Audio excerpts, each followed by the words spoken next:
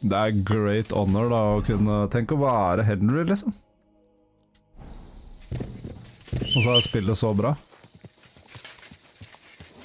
Og jeg føler at jeg er Henry, og gjør valg og alt sånt. Det er jo helt vilt. Det er spesielt å se han der, ass, i levende livet.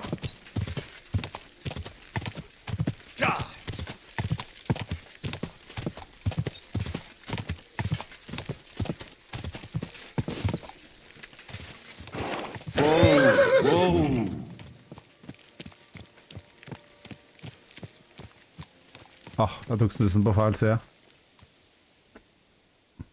Jeg har den alltid annen hver gang, skjønner du. Litt mindre hardt på tannkjøttet. Burnt down hideout.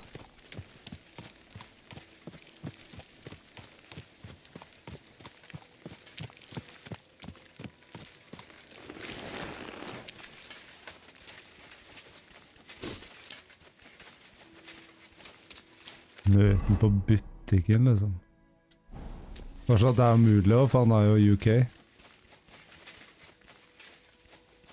Nei, det er ikke noe vits heller, ass.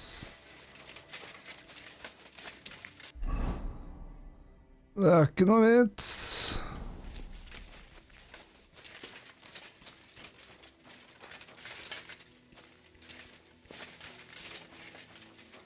Det er digg helt til det er digg i sånn, altså for meg så var det digg en stund da jeg hadde nikosjokk i ukesvis, ja. Jeg vet ikke om det er fordi jeg tåler nikotin dårlig eller hva det er. Men det blir noen ganger dårlig nå hvis jeg snuser for mye. Det er jo litt forskjellig hva folk tåler. Men uansett da, etter du er ferdig med det liksom, så er du bare avhengig, og da må du bare... Så det er digg innimellom, men det er liksom ikke verdt det da. Får ikke noe særlig rus av det, liksom.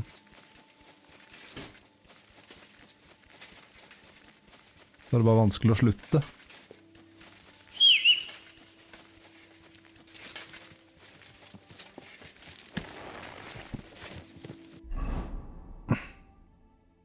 Det er ikke noe særlig, ass. Ok, så nå er jeg litt sånn free to do whatever, da.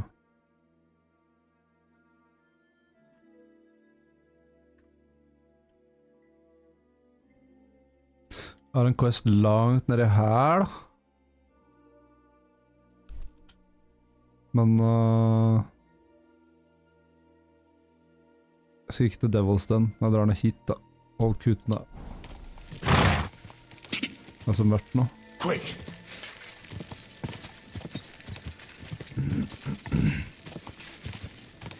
Go!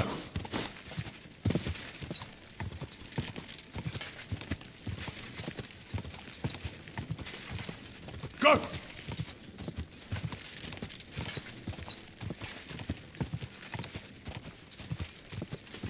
Quick!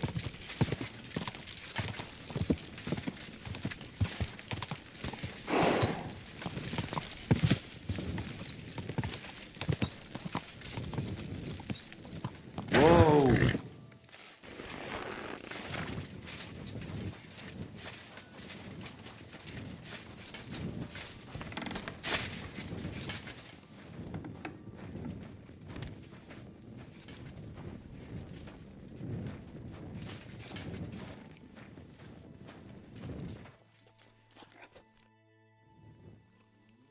What happened here? Something killed the villagers' cattle. You think it was wolves? That's what I think. But some of the locals got it into their heads that demons or some other hellish beasts are to blame. Just so you're aware, there's an abandoned mine not far from here where miners supposedly dug so deep they struck a gate to hell. Wait, you mean a real gate to hell? Like fire and brimstone? A stench? The locals believe it. In fact, they even started the custom of bringing offerings in hopes of pacifying hell and keeping the devils below ground. Did it work? How could it possibly work? The whole lot of it's a fabrication. And what makes it even more tragic is that it was the former priest, Father Richard's notion. Can you believe it? A priest coming up with such heresy. I simply won't allow it. Ikke pek med den fingeren mot meg.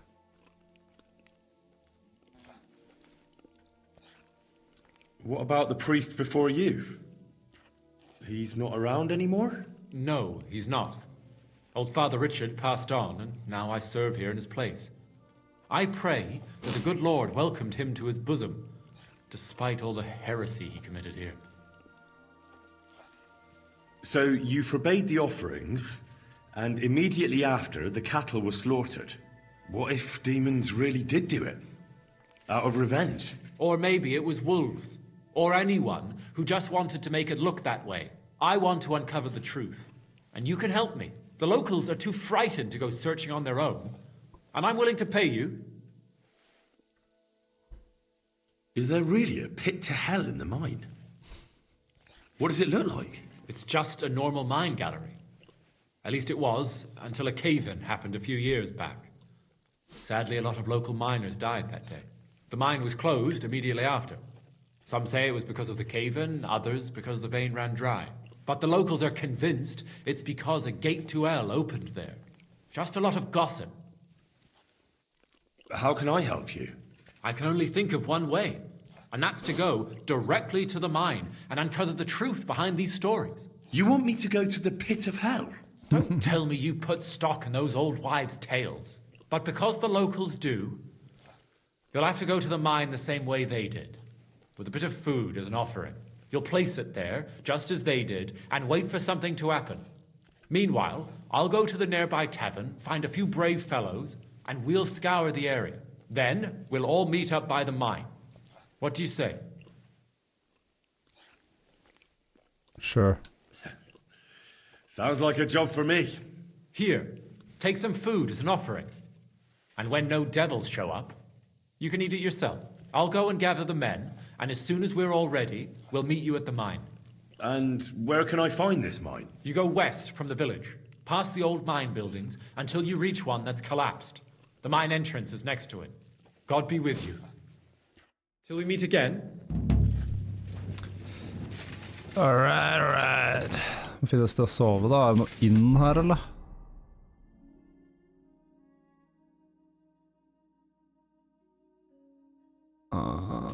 Nei.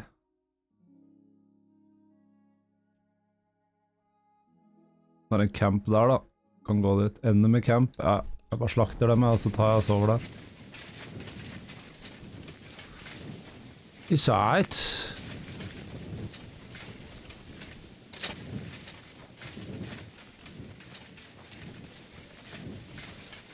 Intelligence chest, hvor mye må jeg paye nå? Ja, 360 groschen. Det er jo greit. Så får jeg bra rep, liksom.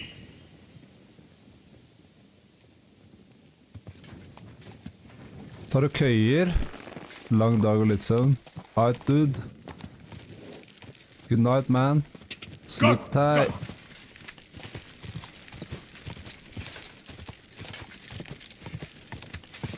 May God be with you. Kos deg med Henry. Ja. I shall.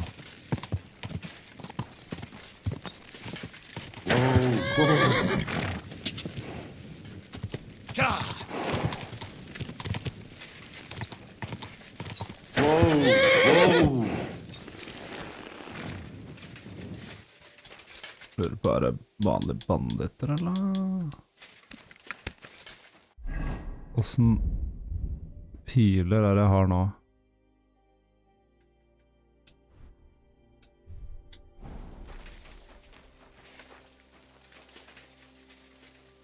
Litt... Er det her, egentlig? Ja. Skal først bare snike meg inn på og se om det er en vanlig bandit, eller hva det er.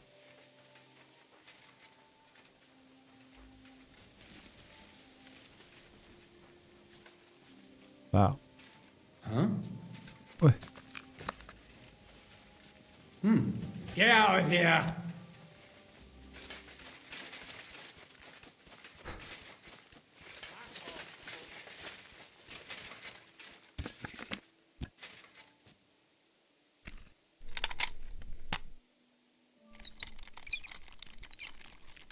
Skal det knertes?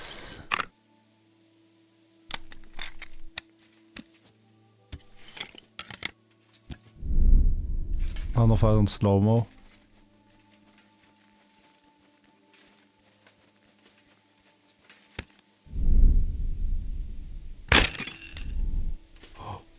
shit.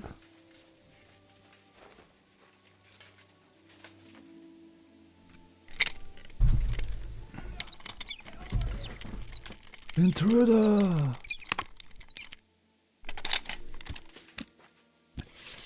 Move. That coward must have shot from here.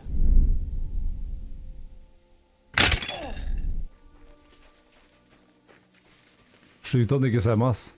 He must have shot from somewhere over here.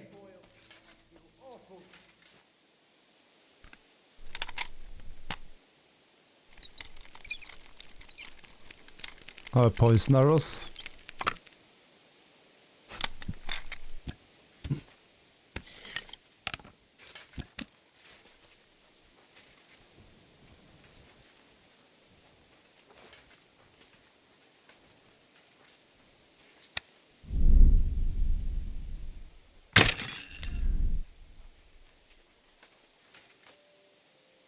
Poison arrows er OP, ass.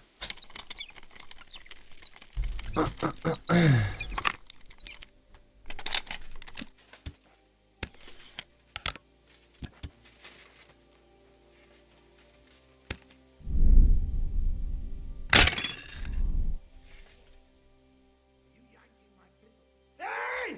Everyone get over here! You swine! Attack! Come and help us! Hitta jeg deg ikke? Come on then!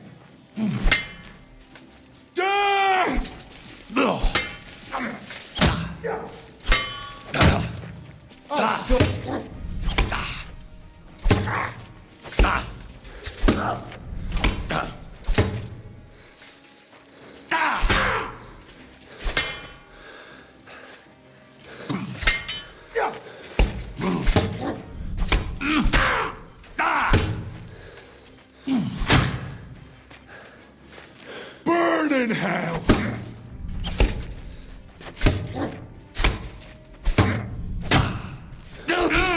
Take that, you shit!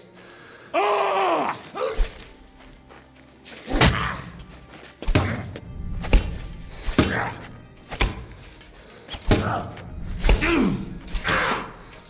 Sakra, what the?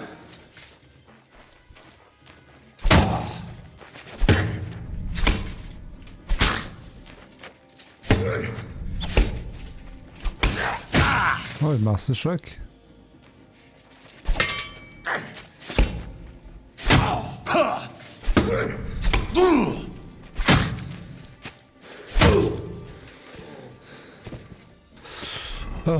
Shit, jeg må se litt på kombos på polarm, ass. Kombos, polarm. Venstre, høyre, venstre, høyre. Høyre, venstre, høyre, venstre. Høyre, ned, ned. Prøv å huske det der, da.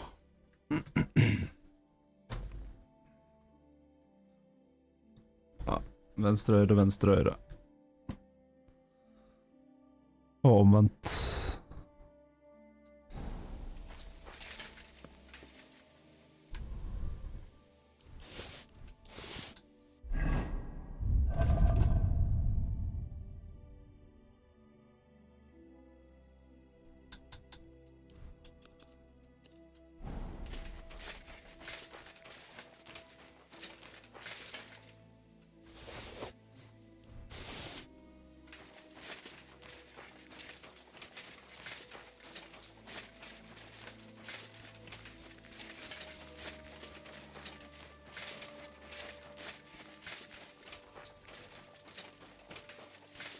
Hadde de noe fin lut, da?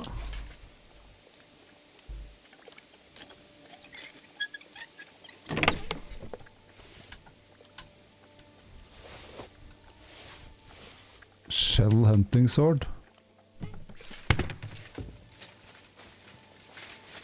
Og sniper nutrition, 72. It's empty. Eh? Get out of here right now! You're a... Fuck you, whoreson! Alert! To arms! Venstre, høyre. Nei. Glemte å hyle. Fuck that! By God's will, die!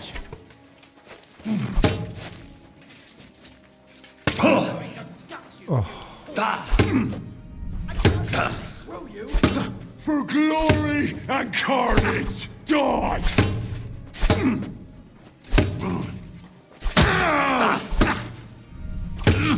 I'm going to stick you like a pig you are.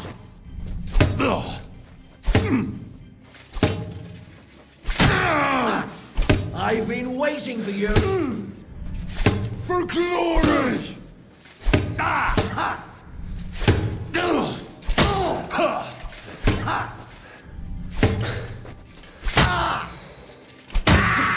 You're no match for us, fucker! Fucker!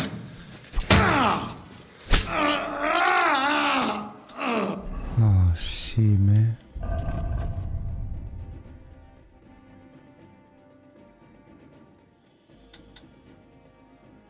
I combat enda? Åja. Show what you...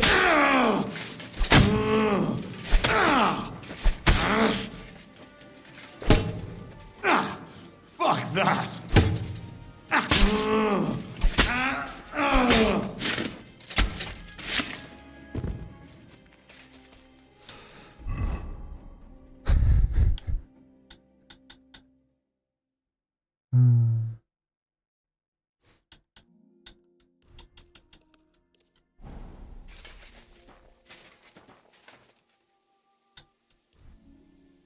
Enhanced long range arrow.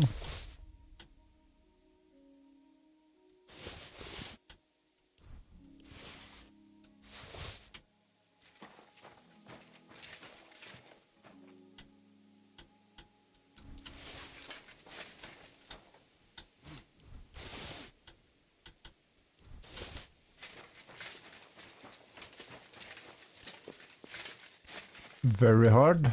Her er skatten deres, vet du.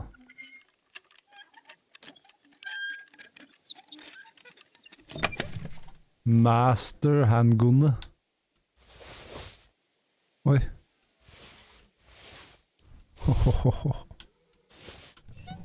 All right.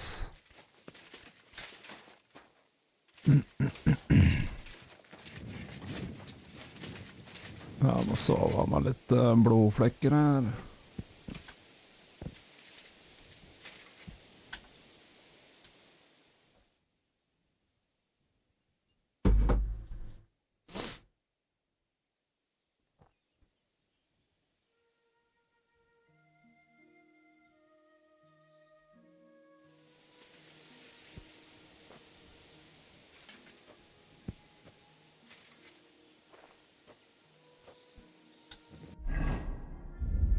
Har det noe food i det hele tatt som funker? Ja, det funker sikkert. Nå hiver det nå da, det er i hvert fall over 50%, så da tror jeg det går greit. Det der. Jeg skal bare se om den saddlen gir meg noe bra på hesten.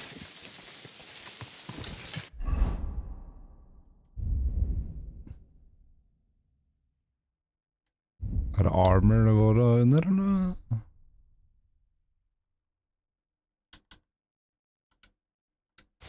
Sånn.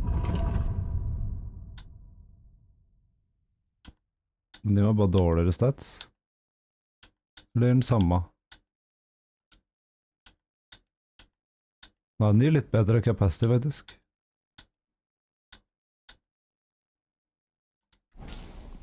Da er det greit.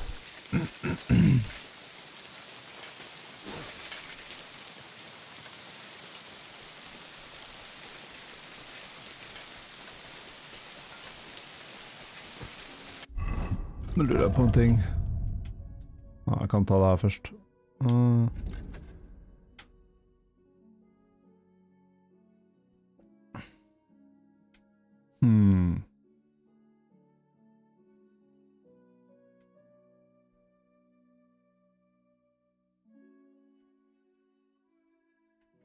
Tar den blood-greia, ass. Blød saktere, det er bare greit å...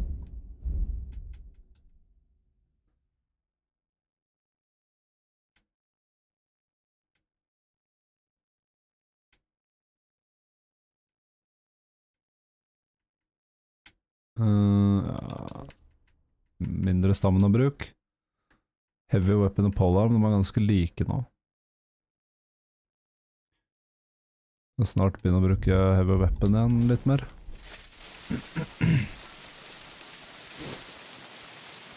A.k.a. øksa mi.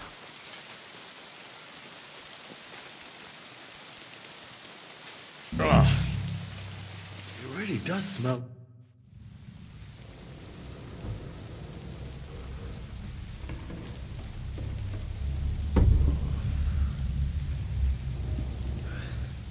Oh, Jesus.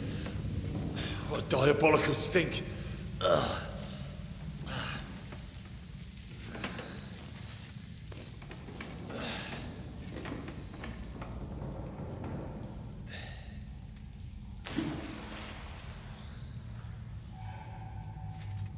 All right then.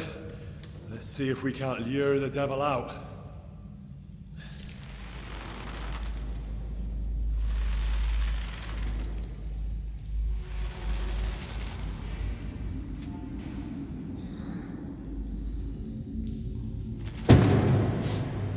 Kylling.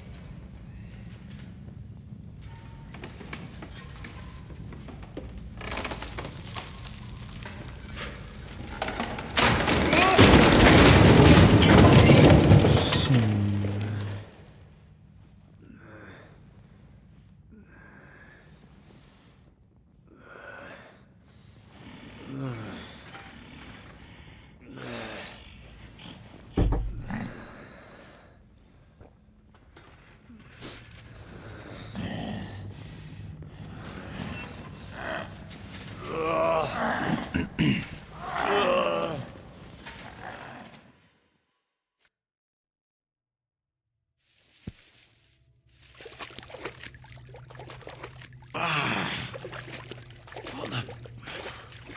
Where am I? And where did all my things go?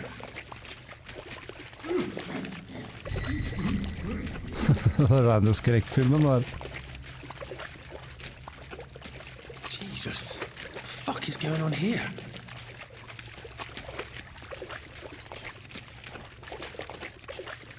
Jeg har i hvert fall hatt tingene mine før jeg kan konfronte den da.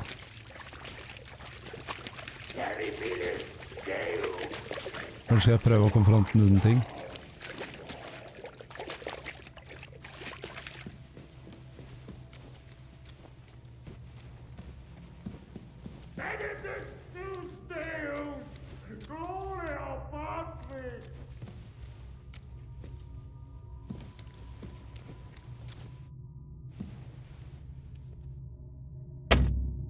Wow. Who goes there? I am the shield of gods, demon. I am Taras. Men har jeg gått forbi tingene mine nå, eller?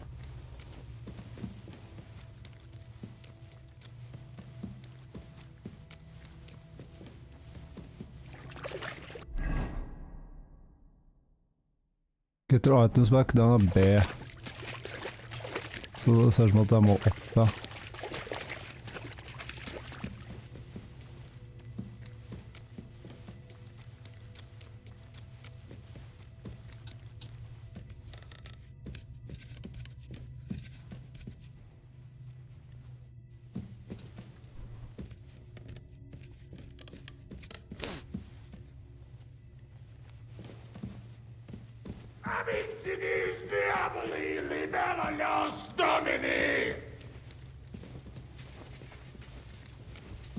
So you live, demon. Not much longer.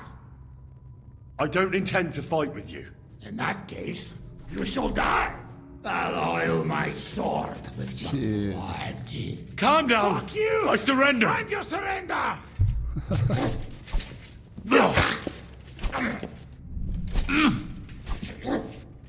Skal jeg ta den naken, liksom?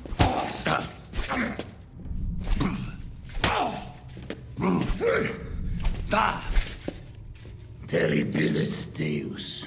Han har økse. Han har horseman pick, han. Men den er jævlig bra.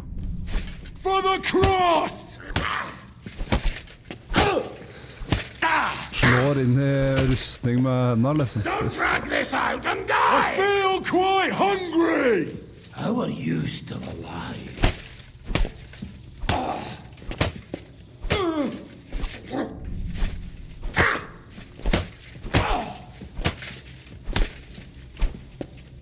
Don't drag this out No and die! mercy!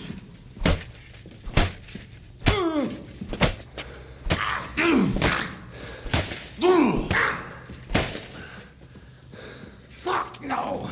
Not after all these years!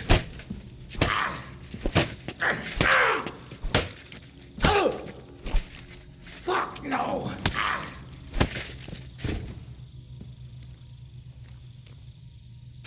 Jesus. His helmet's completely stuck. I can't get it off.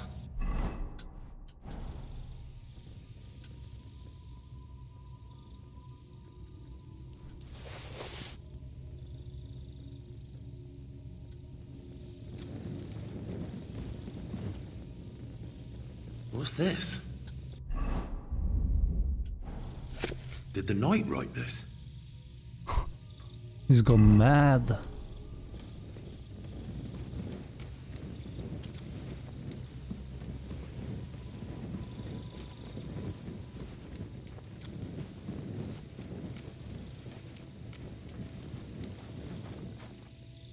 Ah, everything's here. Har jeg da alle outfitsa mine? Ja. Det er en feil, da. At jeg har horseman-picken der. Den skal ikke være der. Sånn. All right.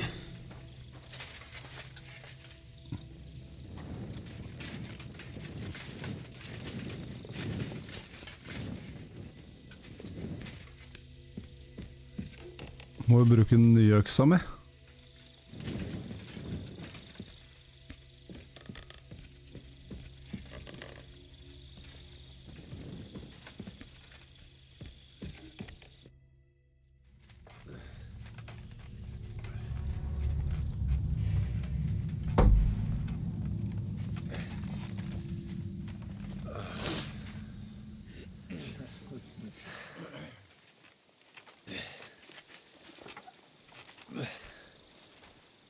Henry, what happened down there? I know this will sound strange, but a deranged knight lives down in the mine. He almost killed me, but I managed to get away. They were bringing the supplies to him, not to demons. I told you that there would be an explanation from our world. No demons or devils. And what if the knight himself came from hell? Even you don't believe that. He's just an ordinary looter and parasite. Quiet! Do you hear that?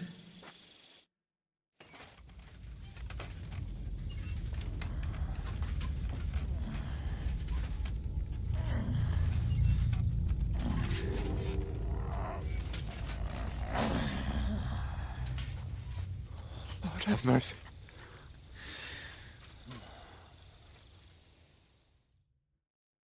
That's the hellish beast! It's him! Ready yourselves, men. Henry, you too. Shadows and flames! You brought friends, did you, Hellspawn? It matters not. I'll take you all on! Here he is! The one who killed the cattle! Seize him! Traitors. You'll all die! For a quick death, you bastard! Lever denne karen? Ja, ja, of course. Help me with him! Come on then! I said You got him! I need a...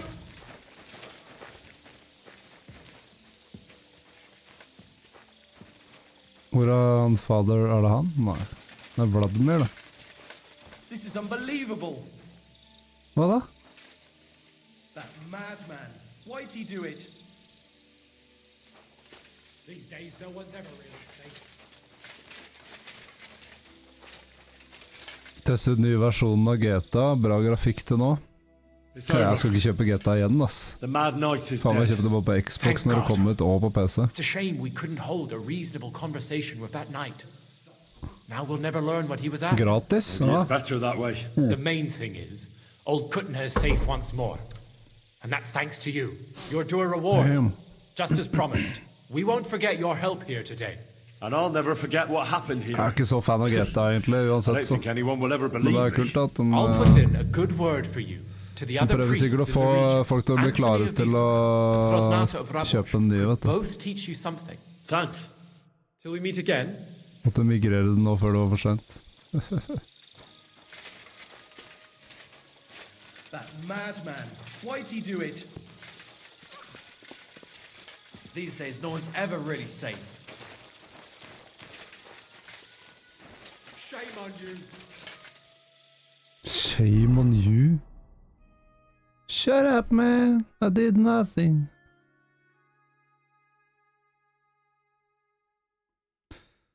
Så skal jeg dra nå, tror jeg. Nå har jeg vel ingen... Jeg er ikke på noen quester nå, nei.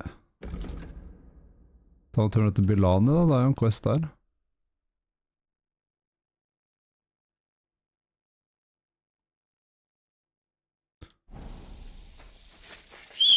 To the stocks room.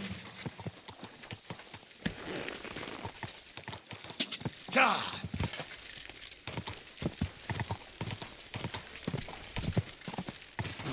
Gah! GTA. Hva er det som er bra vei, ja? Jeg har lyst til å gå langs veien dit, så... Ok, så jeg følger den veien her, inn i byen, og så ned til venstre. Det er langs veien det skjer, liksom.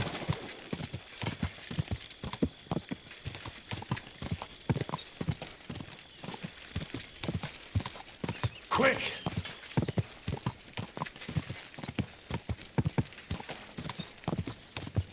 Har de egentlig bats i nærheten? Ja, de har sånn... Huh. Sjekk ut litt forskjellige ting da, etter jeg har vasket klærne.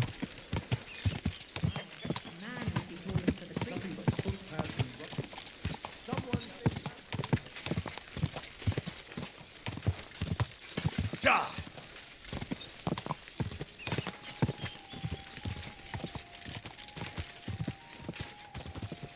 Whoa! Whoa! Ja, hvordan går det med deg, Aqua? Lenge siden. Da har vel ikke spilt noe Tarko.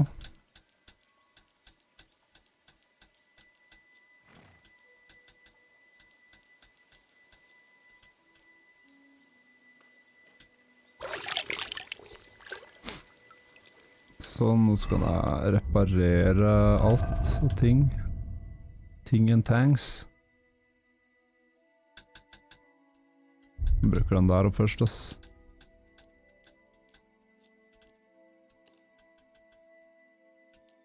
Ja, den trenger ikke å repareres enda.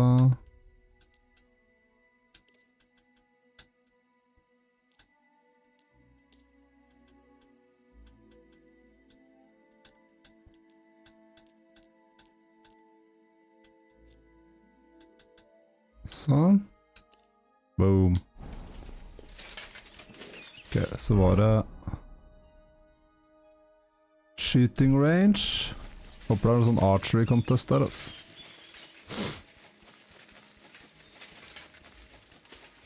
Det hadde vært noe.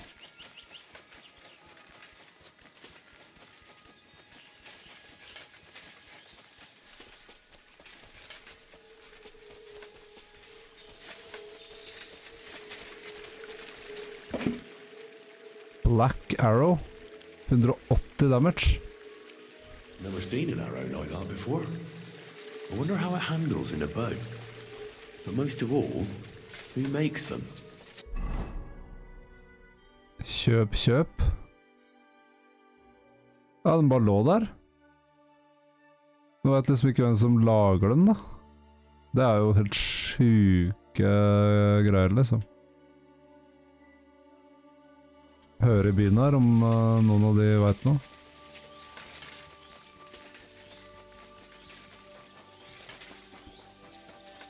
Da går det an å bli skikkelig bowman. At your service, sir.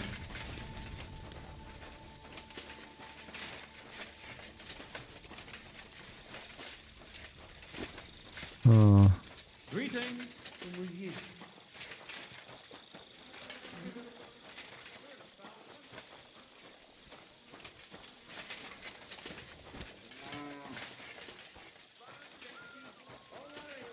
Bakeren, tenk om det er bakeren som lager de pillene. Det hadde vært sykt.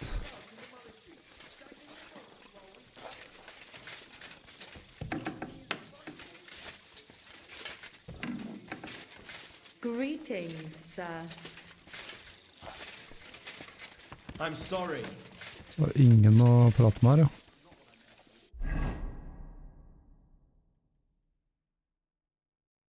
Butcher, kanskje? Eller jeg må bare gå innom alle butikkene og se.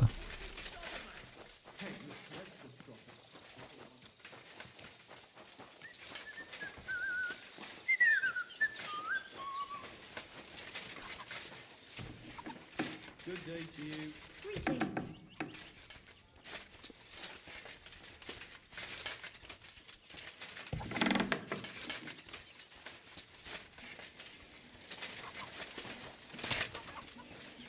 Det er jo ingen som selger noe, eller... Bare sånne jævla useless peasants.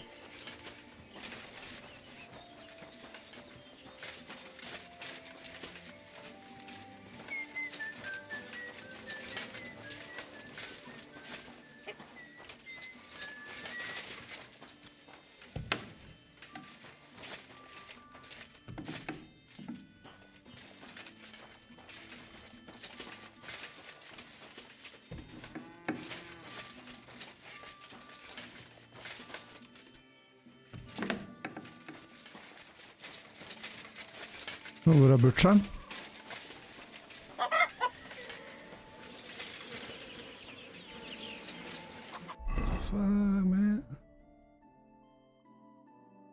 Traderen da.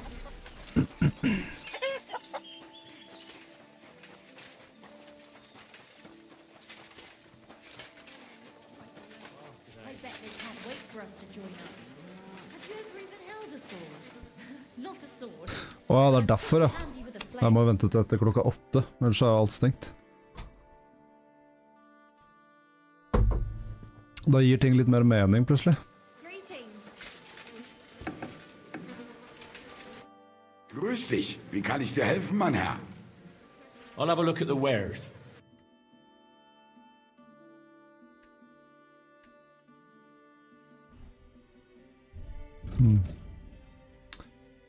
Penger har 300. Ja, jeg kan selge den der. Danke und viel Glück für die Zukunft, mein Herr. I heard they're going to cut down the old oak at the crossroads. Oh no. Why? A lovely tree like that. Finest way. It's a nice place to rest when you... How can I help you, sir? Some noble was resting on Ikke hun. not I'm sorry. because it was pissing down. All the more reason to leave it be. God, what would you like this? One of the branches snapped and fell off. Nothing happened to the noble.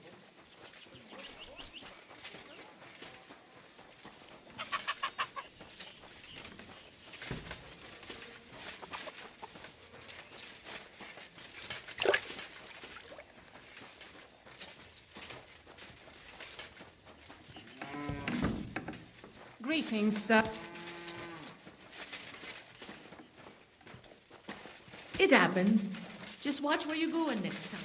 Ja, det ser dårlig ut der, ass. Kan være der nede, da. Men det ser ut som at de driver og bygger et eller annet der. Så jeg tviler, men... Let's check it out.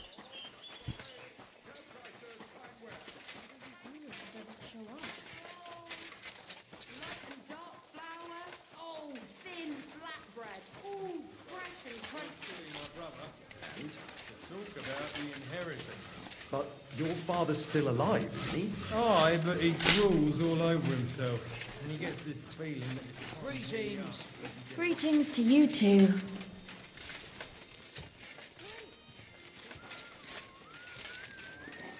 You're always welcome here, noble sir.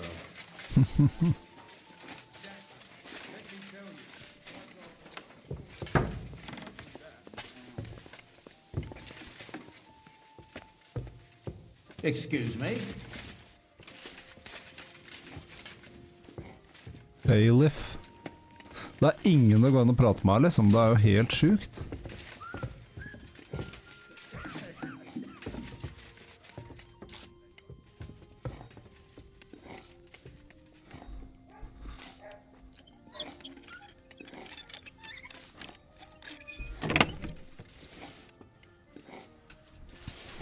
Det blir kjipt å dra fra og ikke finne den som lager de pillene. My humble respects. Master Fabian Craft. Nei, jeg går ikke an å prate med deg eller nei.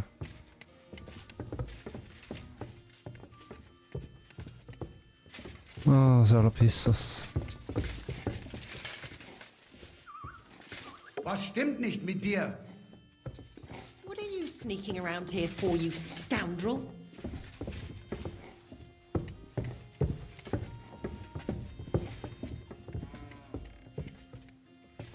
I'm sorry.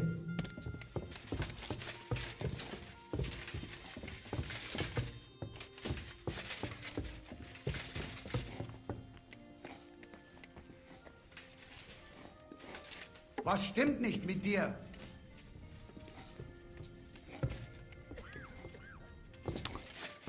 Kuku, ass.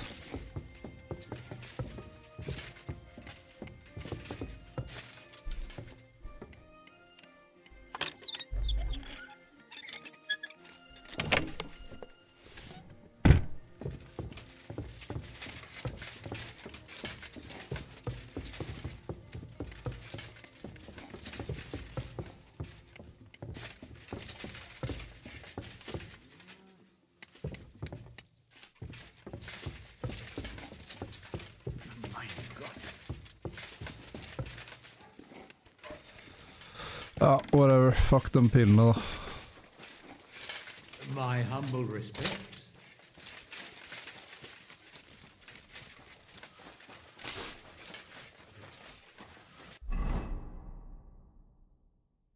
Murdered Herdsboy. Det var en av de kjipeste byene jeg har vært i, ass.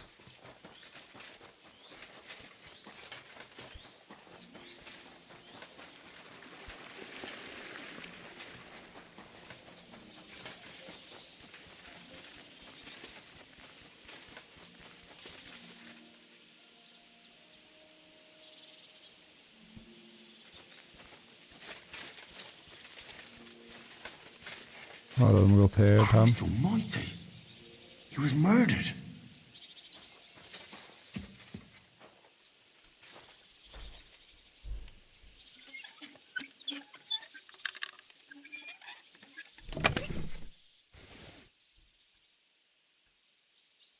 Alle litt penger i hvert fall, da.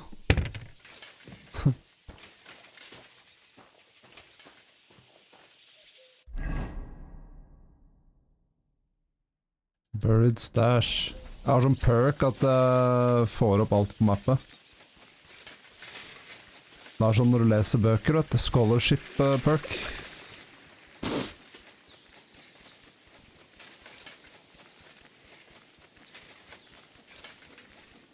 En belest mann.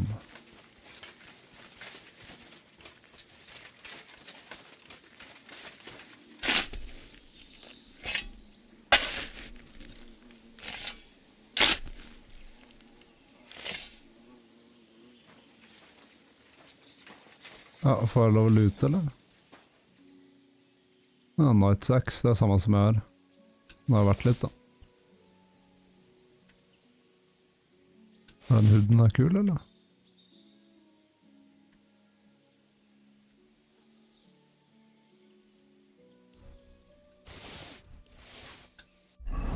Se hvordan den ser ut.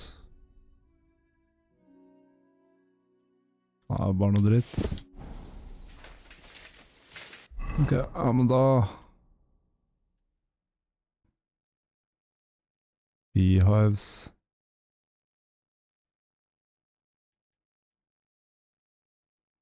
Bats...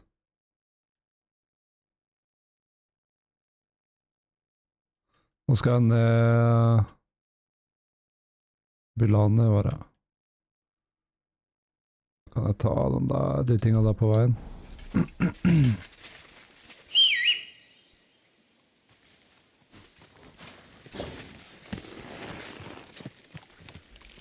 Quick! Quick! Ja!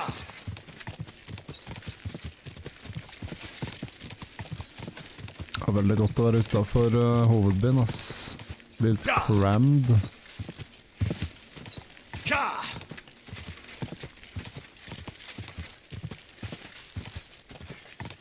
Ja!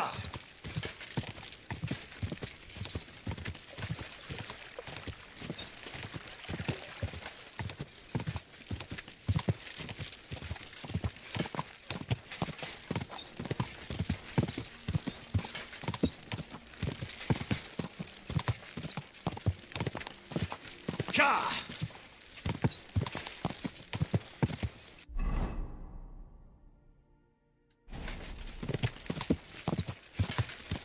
Ja!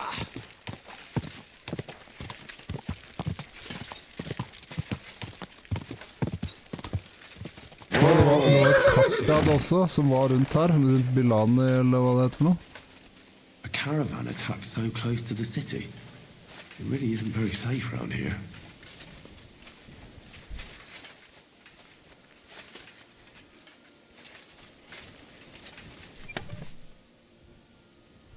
Ja, med ribban. Men ja. Hva den heter den da? Den gjorde jeg, og så var det... Old Hideout Map, var det den?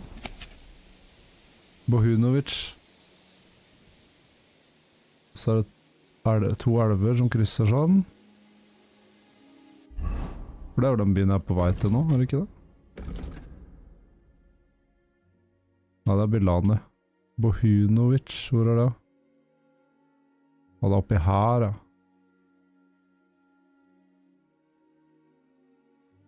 Ja, og her er den veien som krysser, så det er her et eller annet sted da. Det kan jeg finne senere. Barn. Enemy camp, da.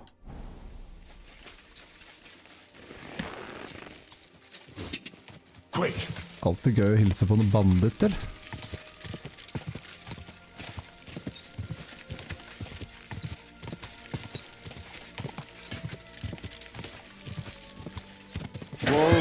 Whoa! Halla, folkens. Og det var mange da. Det er mange. Da tar vi en litt mer sneaky approach. Har jeg mer... Ja, faen, hva var den Foxen? Det er sånn... Experience gained 50% for 2 days. Den er jo... Sjekk hvorfor jeg ikke alltid bare tar den, altså. Strong Bane Poison.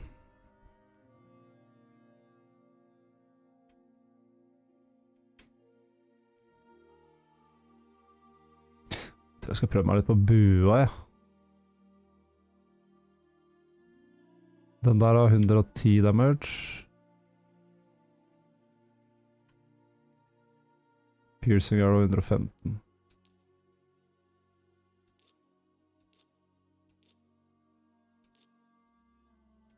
Sånn. Jeg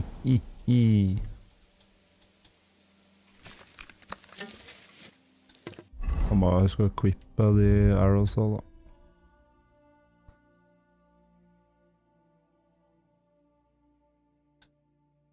En has longer shell da, 125.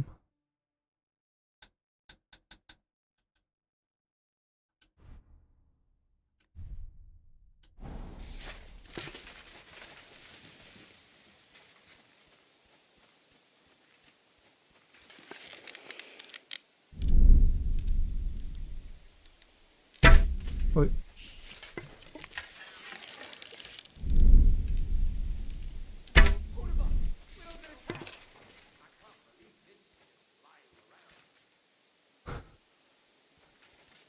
Poison arrows er bare så sjukt, ass.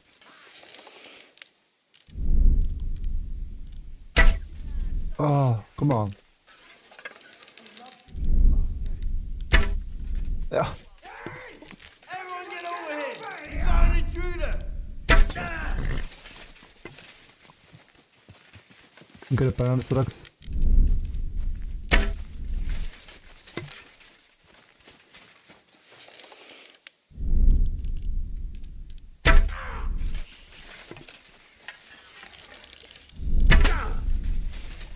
Rekker jeg det? Ja. Okay. Av. I think I got a puke. I must have eaten something bad. I'm all yours.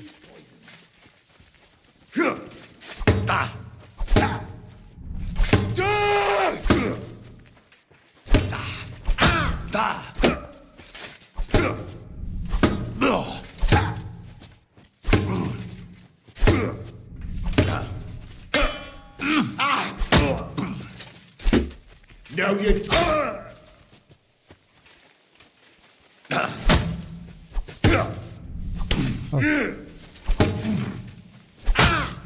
God!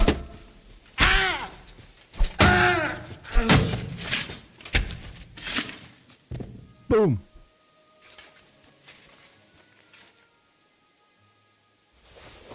Kødder ikke med hender, ass. Og resten av gutta bare daua på grunn av poison arrows.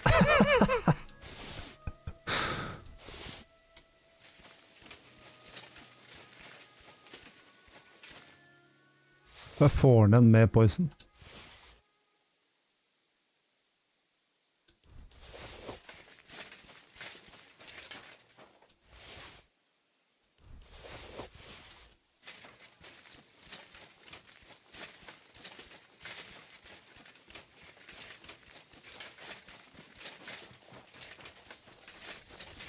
Sniper nutrition 85. Ja, det er good.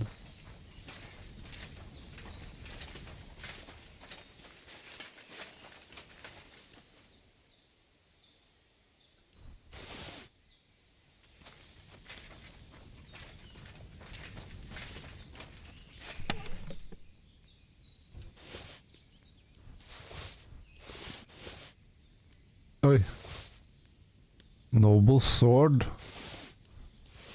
Masse penger. Ikke at jeg trenger penger, men jeg har nå 23 000.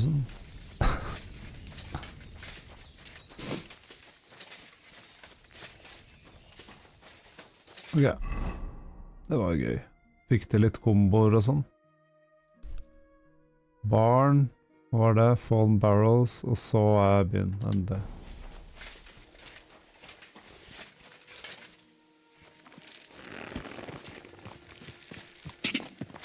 Quick!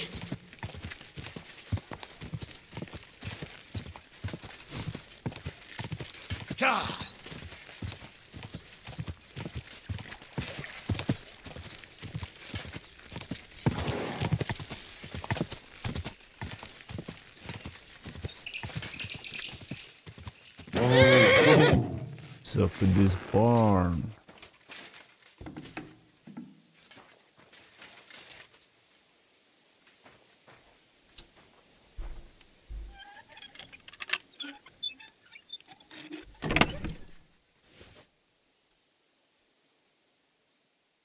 Bare masse dritt.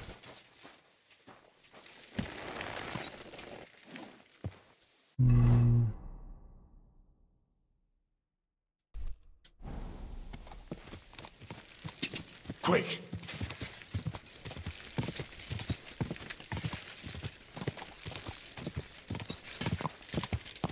Go!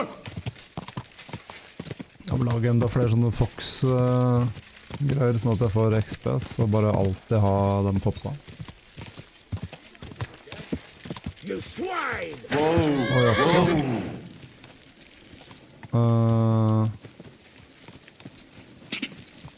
Cavalry Archer.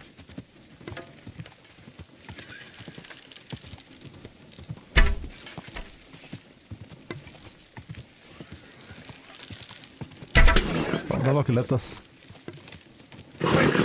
Nei! Au! Enough! Fuck you! I surrender! Da får du poison.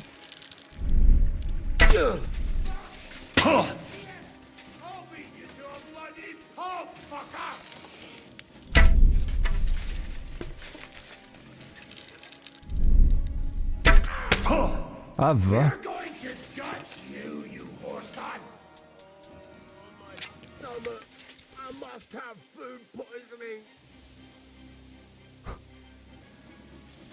Var det bra, eller?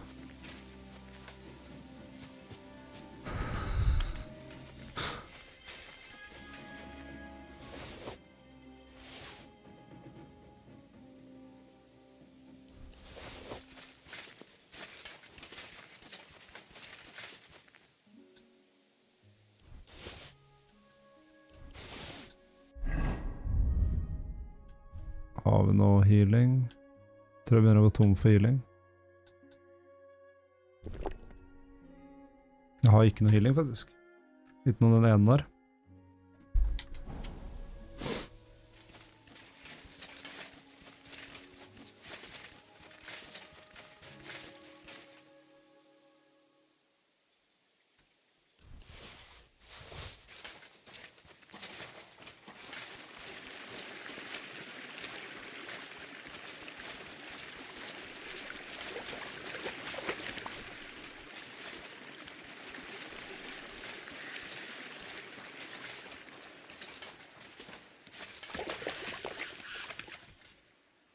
Masse vin. Ja, trenger alltid mer vin.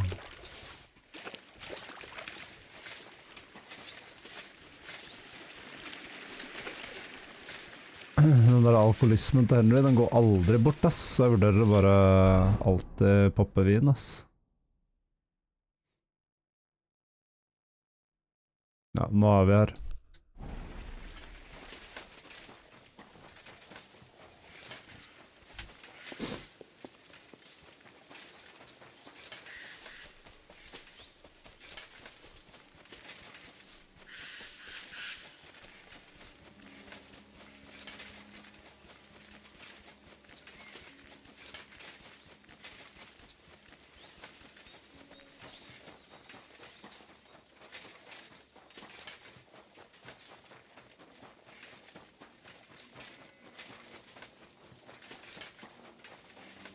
Villainy.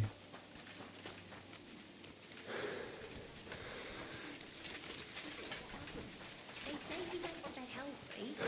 Greetings. Woke up. God, that's terrible. His mother said he'd been complaining he couldn't feel his left arm. And that he was Den da? Åja, det er disse gutta. Her har jeg vært før. Poor thing. Drowned in shit. I feel a lucky roll coming up.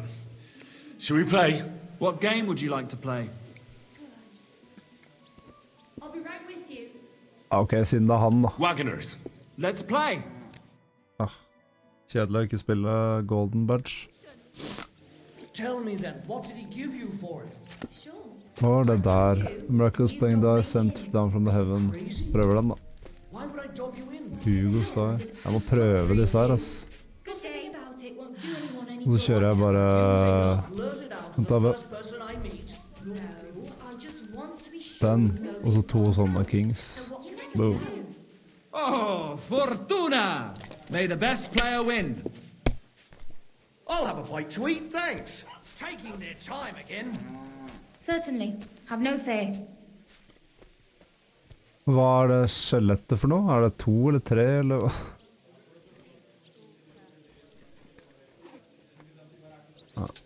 Hey, where's that beer? Bruker jeg ikke den noe mer.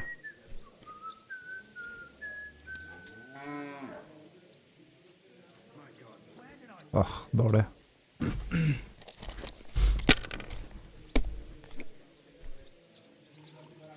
God bless you. God be Hva with kul den dien hans da. Enjoy your meat. Same to you. Shit! Dyson, mener jeg.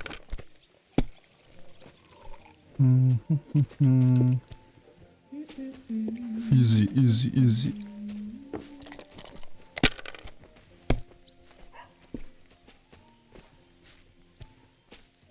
Alright, that'll do.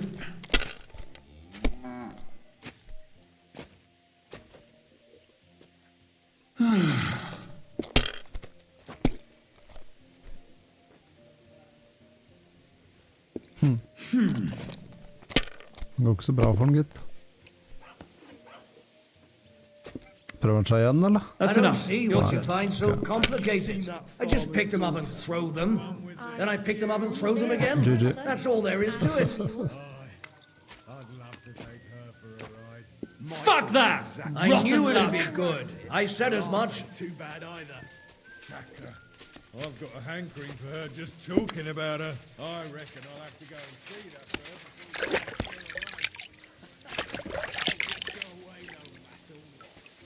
Se hva den der questen er for noe, da.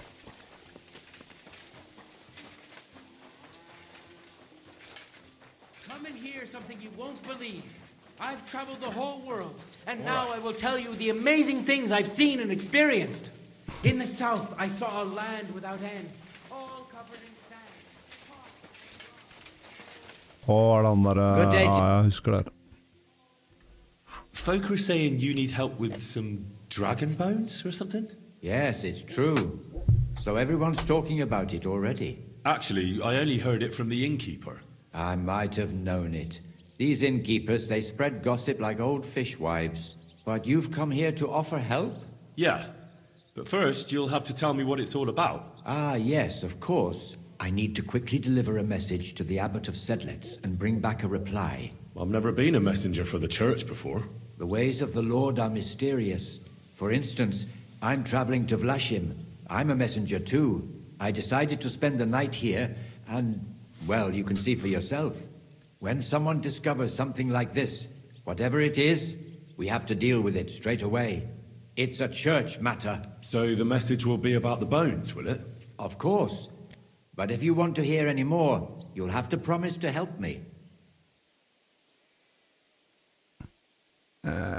I'll deliver your message for you. Thank you. And as I promised, I'll answer your questions. What do you want to know? Who's this message for? It's for the head of Sedlet's monastery, the abbot. He's the only one who can properly assess the situation and decide how to proceed. But they won't let me into the monastery. You don't have to go in. When I was leaving Sedlet's, the abbot was planning to visit a small church near Kuttenberg. A new parish priest, Tobias, took charge of it recently, so I suppose he wants to see how he's doing. In any case, the important thing is to deliver the message right into the abbot's hands. What else do you know about the bones? A woodcutter found them and brought one here to show to the locals. Of course, the story spread like wildfire. People think they're dragon bones or something. I keep trying to explain to everyone there are no dragons in these parts. I mean, St. George killed a dragon, that's unquestionable, but I seriously doubt it was in the woods by Bilani. Why not? Maybe a dragon really did live here. If that were the case, we'd have records of it, lad. All I want is to help the locals to not be afraid, so they can continue to live in peace and God's favor. That's why you're writing to Sedlet's monastery? Yes.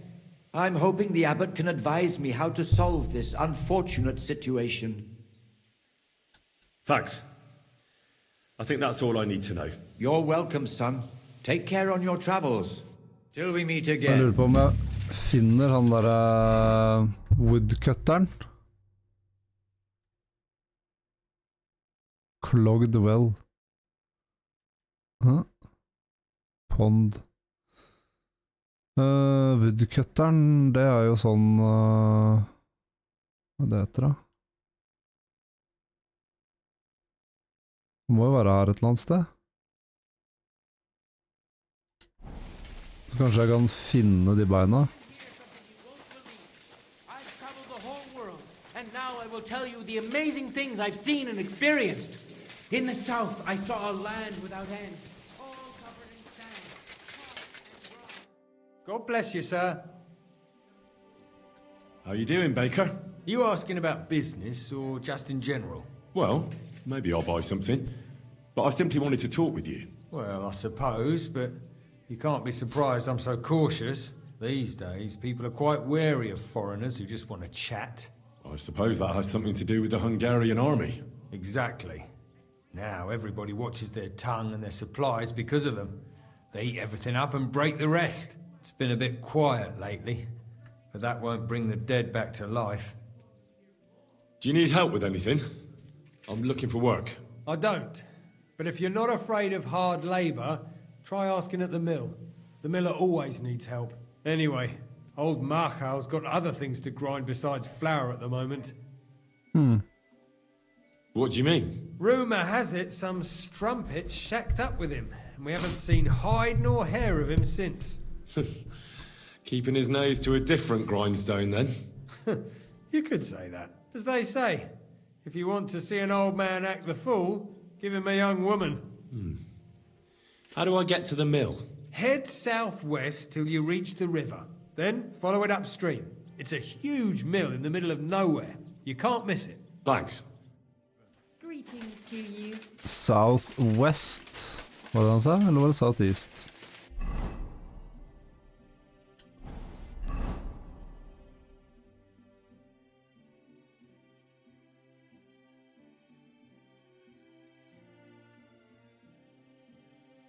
Det må jo være her nede.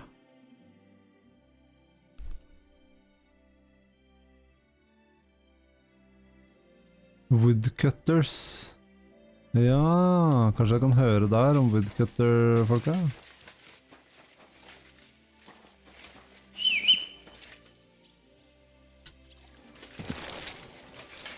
Satan, du er full av blod, ja.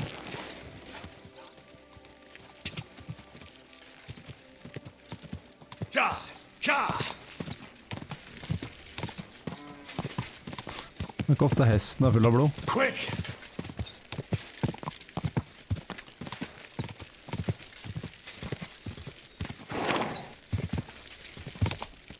Hva faen er dette for noe vei?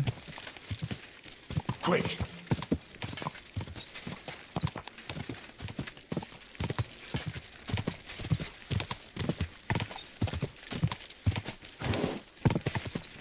Go!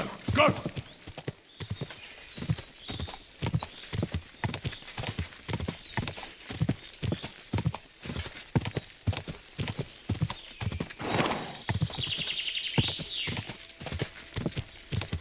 Quick!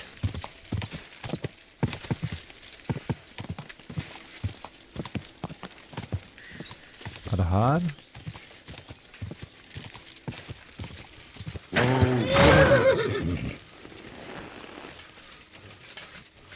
Jesus Christ be praised.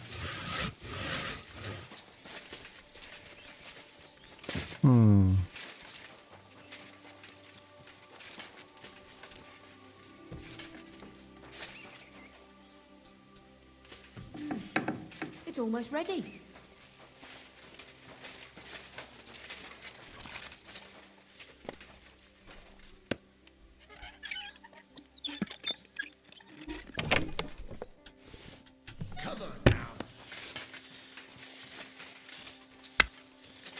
Bare sånne woodcutters, ikke noe folk med navn. Praise God. Oh! Christ.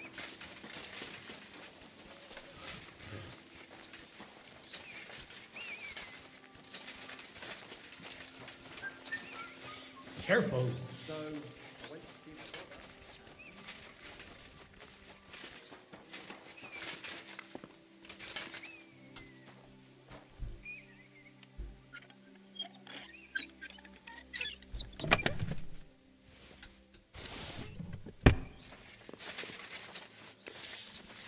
Det ser dårlig ut.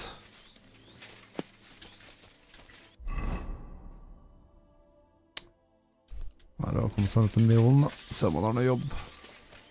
Hvis han er som han forrige milleren, så blir det sjukt. Jeg tviler på det da. Det var main quest. Det er vel noe tyveri, tenker jeg, hvis det holder seg sånn som det pleier. Oi, oi, oi, oi, oi. Du De der Millersa ikke helt redelige, kan du si. Ettersom jeg har erfart.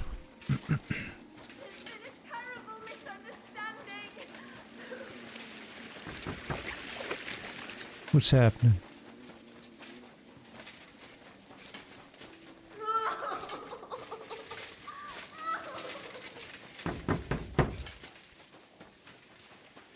Oh, what the hell?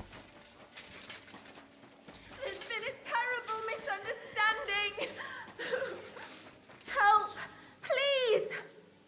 What are you doing in there? Thank God, you've got to help me. The miller's gone completely mad. He locked me in here. He wants to kill me. The keys will be in the hearth room somewhere.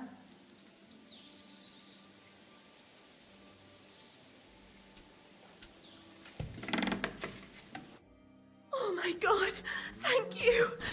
That lunatic said he was fetching an axe. You have to help me. Wait, slow down. Who are you? Can't you see? I'm from the mill. I'm the miller's wife. The miller, that old beast. He's always been nasty to me, but now he started beating me too. So I said I was leaving him. I told him anywhere would be better than here. And he locked you up? He said the only place I'd be going would be 6 feet under. Det noe fish her, ass. Damn, that's terrible. Please, talk to him. He'll listen to a proper man. I'm too scared of him. All right, I will. Where can I find him? There's a shed behind the mill with wood in it. He must have gone there to get the axe. Stay here. I'll go and look for him. Thank you. And be careful. Og så plutselig er hun gone, kommer tilbake igjen da.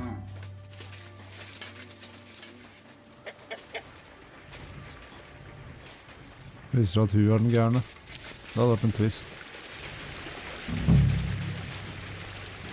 There's no one here. I hope I didn't miss him. I have to get back.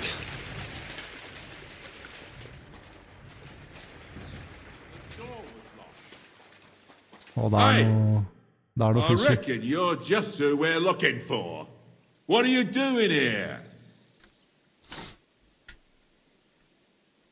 I'm looking for the brute who's been beating his wife. You wouldn't know anything about that, would you, Miller? What the fuck? Hold on. Let the young fella talk. You know what happened here? I know enough for you to arrest this violent thug. If I hadn't helped that poor woman he locked up, she'd have lost her mind by now. I told you so. He let her go. You idiot. That woman was stealing from my mill. I locked her in there so I could go and find a guard. What did you have to get involved for? But she said he was beating her, that he wanted to kill her, and God knows what else. That fuck I did. I caught her rummaging through my chest. She was a fucking thief. Well, that was easier than I expected. The wicked girl got away, and the young man here helped her to escape. So, either you pay for what she stole, or I'll personally clap you in the stocks. Touch me if you dare. Don't play with fire, my friend. All those who have wanted to hurt me have paid the price. You're the next fool in line, are you? Hold on. Let's not quarrel. We're all adults here. I'm sure we can work something out. Absolutely right, we can. And I'll tell you what it's going to be. You're going to stop accusing me and go and find that woman. So the miller here can see justice done. I think we can agree on this, can't we? Yes, sir. Good plan. I'll go to the village and ask around. Perhaps someone saw her. You stay here in case she decides to come back. Farewell. Fucking bitch. A man treats her like his own, and she repays him like this. All women are the same. Herregud. Ja, var det alt, liksom?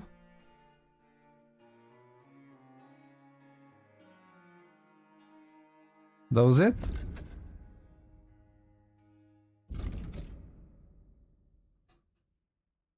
Ja, da så. Jeg tar meg en fast travel, ass.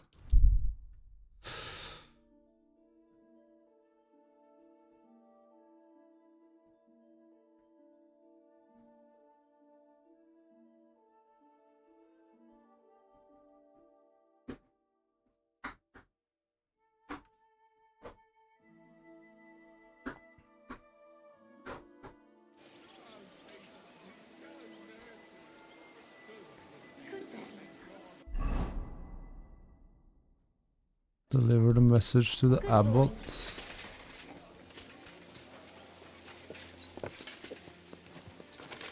I'm sorry. Det er vel oppe i kjerka der.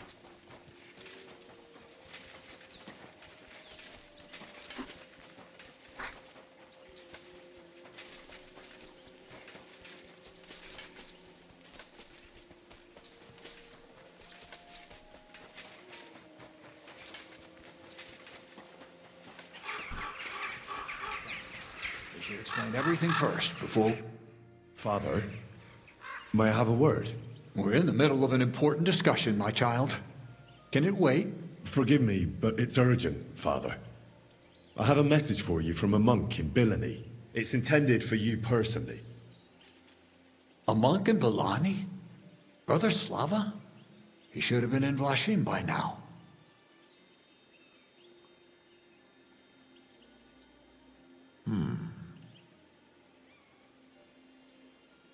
How did you come by that? Where did you find it? Find what? What's happened? This here, Henry. Henry brought a message that a dragon was found in Bilani. A dragon? A live dragon? Just some large bones. But everyone believes they're from a dead dragon. One of the locals found them, some woodcutter. People are afraid another one will appear at any moment now. And this time, a live one. They're quite frightened. Couldn't this fellow have made it all up? Or could someone have planted the bones there? You think someone might be trying to mislead people? And the people of Bilani in particular? That doesn't seem likely. Someone likely really did find something odd there. If the parishioners are uneasy and confused, we have to help them. And if this man made it all up, as you say, we'll see to it they stop believing all that nonsense. Has anyone seen the bones? Do you have any proof? That's all I know. In any case, I think Slava put everything important in the letter. If it's true, and the people there really did find something, don't you think the king should be informed? Why? You ask me. The people are in need of spiritual guidance. A matter for the church, in other words. But I'm sure this find would interest His Majesty. The king? Which one? Wenceslas? Gerhard, I'm sure the favor you enjoy at court won't suffer if you spare Sigismund further headaches. Don't forget, you're still a member of our order, and the well-being of the church should be uppermost in your mind. The good of the church is the most important thing for me, I assure you. But could this not also be of use to us? Yes, the whole of Bilani is talking of nothing else. But if we actually had those bones, if everyone believes it, maybe they'd be a better use for the remains. That's enough. The fewer people know about it, the better. Of course, you're quite right, Father. Henry, you will make sure the bones are handed directly to Slava. Understand? What will you do with the bones? Destroy them? That isn't your concern. They just have to disappear. But since you're so interested, yes, I intend to destroy them.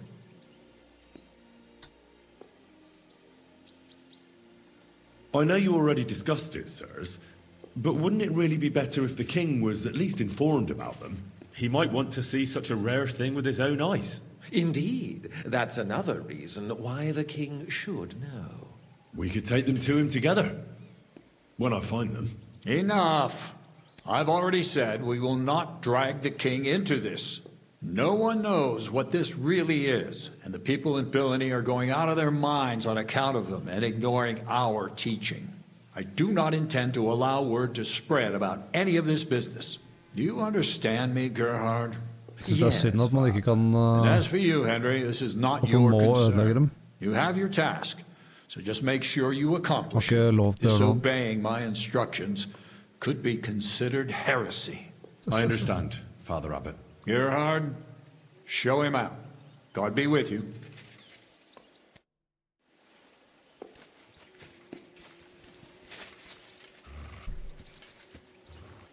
Sikkim. Phew, that was quite a discussion. Hold on. Have you got a moment? There's something I need you to do. Oh. What's it about? It's an offer. It'll be worth your while. Shall we discuss it? What's it about? It's about this delicate matter of the bones. You might have noticed the abbot and I don't quite see eye to eye on. I noticed. What I want to say is, I believe you people have found dragon bones. You wouldn't make it up, would you? But I also believe it's inappropriate to do anything with such a rare relic in Billani. It would be put to much better use in other hands. So I'd like to propose a deal. You bring me the bones, and I'll reward you generously for them. What do you say?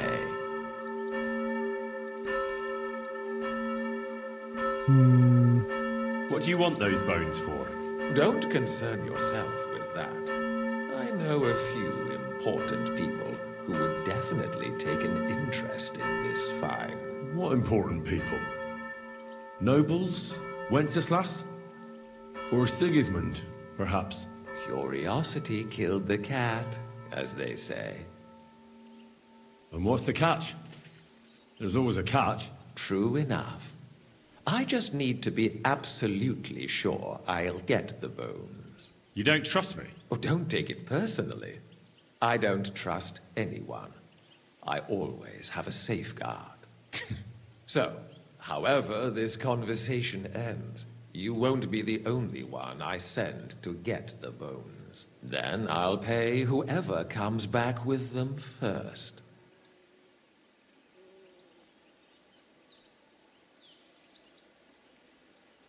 It's a deal. I hope it'll be a decent sum.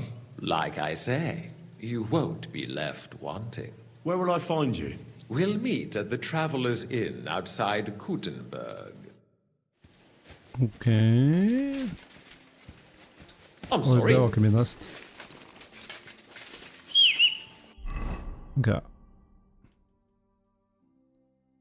Men da... Go back to Slava. Ja, jeg gjør sånn.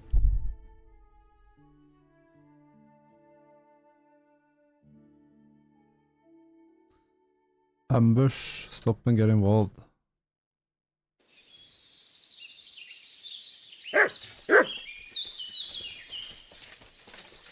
Your money or your life? Fuck! I'll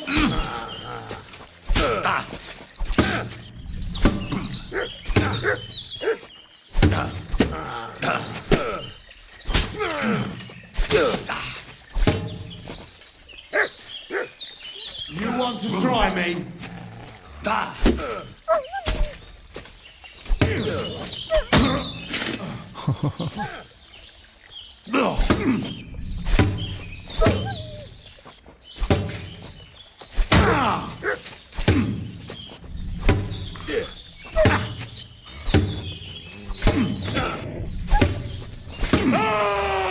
I'll beat you to a bloody pulp, fucker!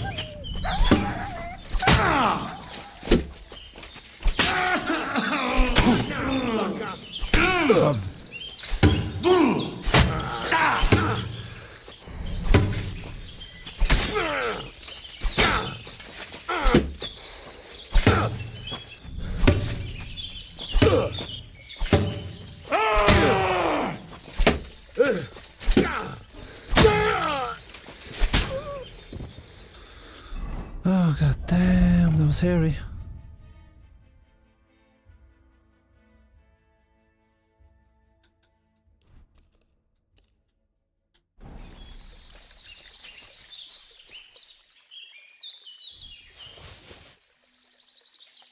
Ja, jeg tenker noe mer lut.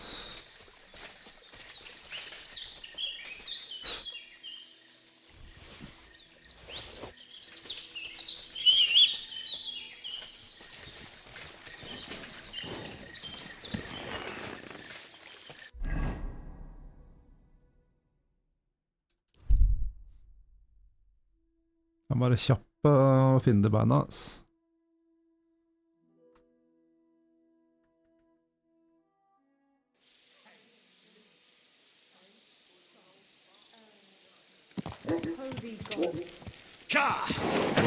Whoa.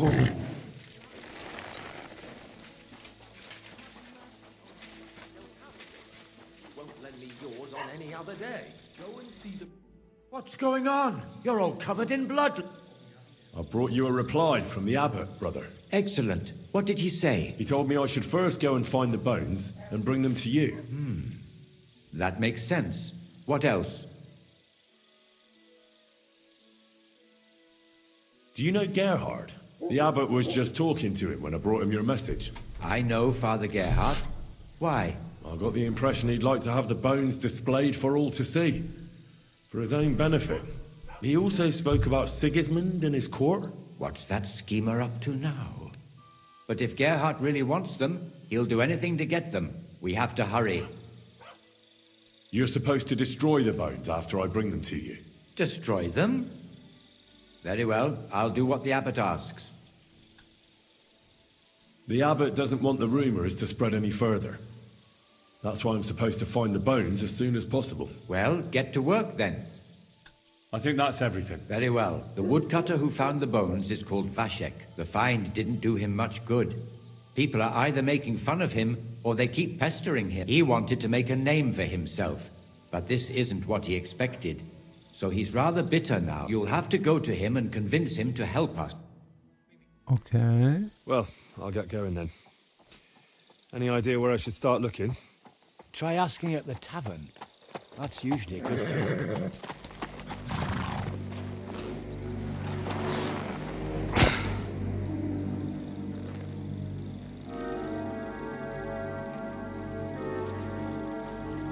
God be with you, worthy sir.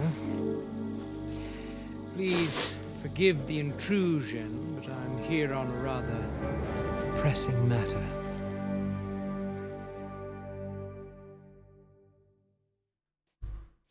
This isn't the time for that, lad. You seem to have misunderstood me, sir. I have urgent business to attend to, and I need a little favor from you. I heard there's been some sort of discovery here. You wouldn't happen to know anything about it, would you? That sounds like nothing but a rumor to me, sir. And who might you be? Nobody important. I see. In that case, you should probably leave, lad. Oh no. I think I'd rather stay. Suit yourself, then. But stay out of our conversation. Let's get to the point, priest. Where were we? I don't know what I can... Stop your stuttering. Where in these parts did you find those dragon bones? Sorry, I don't know quite what you want me to tell you. The dragon is an instrument of the devil. He is using it to delude people and spread terror and suffering over this whole domain. For Christ's sake, get a grip. Stop rambling and tell me what you know. The father here knows nothing. Leave him be. If you're interested in those bones, you can ask elsewhere. Did I not tell you to keep your nose out of this? Unless you want me to teach you some manners by force, you'll hold your tongue, you brat. Who are you calling a brat? Come on then. I'm waiting. I'm not going to waste my time on you. Coward. And what about those goons of yours? They act like tough blokes, but is that all they can do? Can they even speak? They know how to make fools like you regret their insolence, as you're about to find out. Get him! You swine!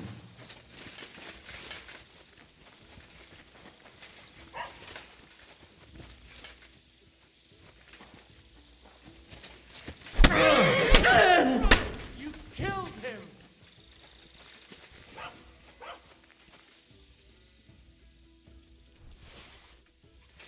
Ja, nå vet jeg at han skal ta beina fra meg, ass.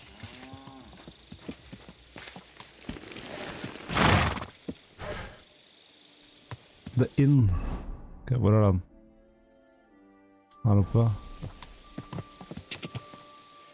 Quick!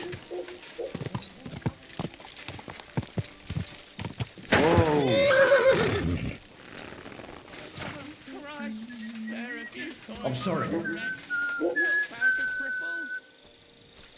It happens. Just watch where you're going next time. Hello, Vashek. Are you Vashek? The woodcutter who found those weird bones?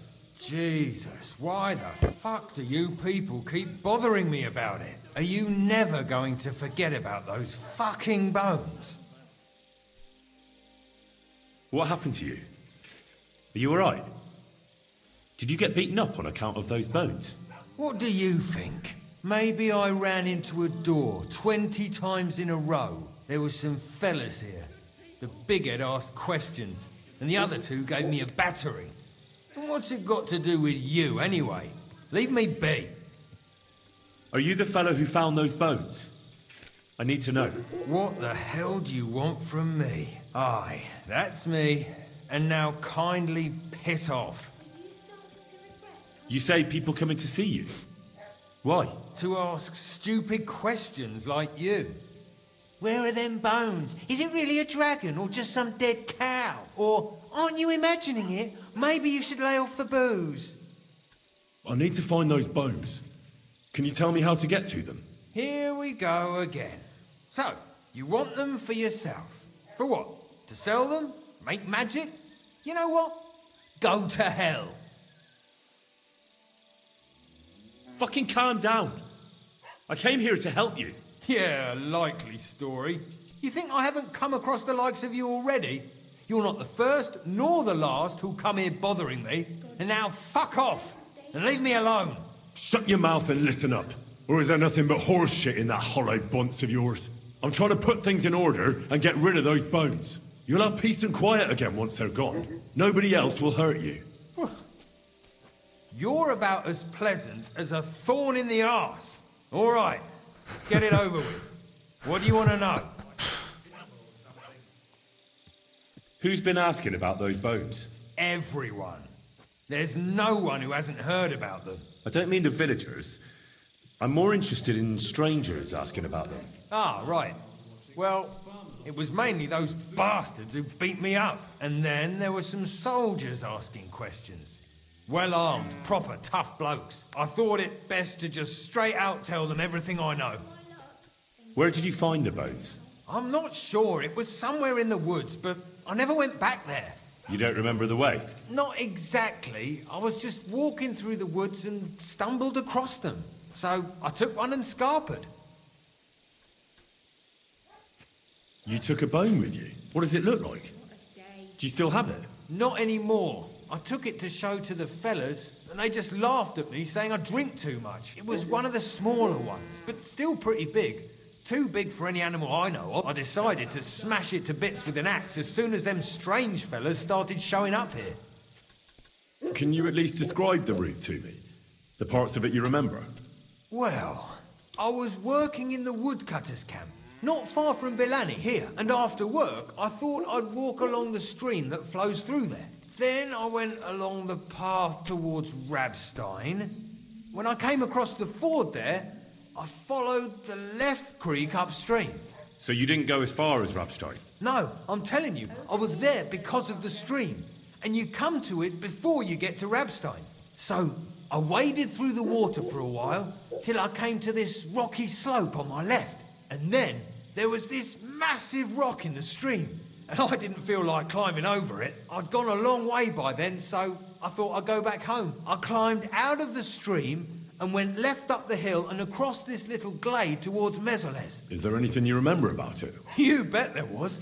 There was a huge tree stump and lots of mushrooms around it. I picked a couple. Then I went around some thick bushes and headed on towards Mesoles. I went past a few fallen trees all the way to this old hunting hide. Nobody uses it anymore, and it's nearly collapsed. There, I saw boulders on the slope below me, off to the left. I walked alongside them till I reached a clearing, and that was the spot. What did the clearing look like? Ordinary. Pretty big. Sand and stuff. All right. Thanks.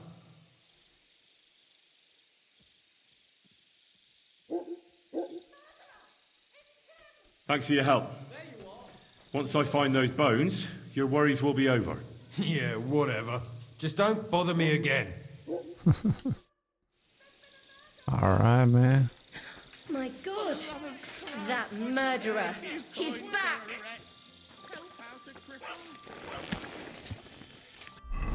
Alle har sett at jeg har drept han fyren.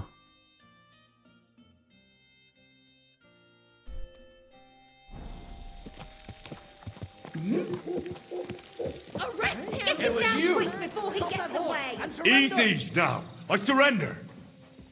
Murder is the most heinous of crimes. Come now. I hope you don't think I'm some kind of street brawler. Me, of all people. Such behaviour is beneath me. Oh, I apologize, my lord. I must have made a mistake. Let's just forget about this.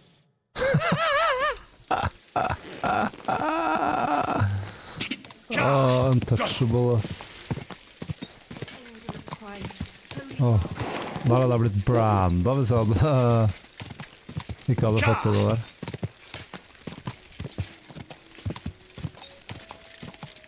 Tror jeg.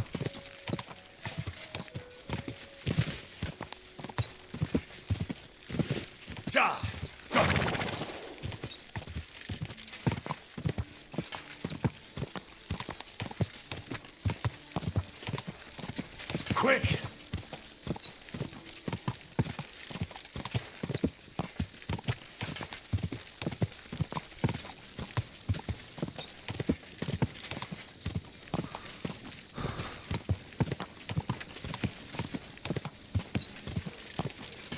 Go!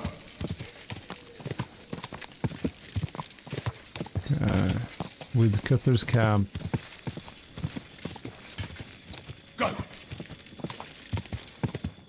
This is the camp. I'll start from here. Now to head towards Rabstein till I hit the stream. Rabstein. Until I hit the stream. Ja, det her. Go!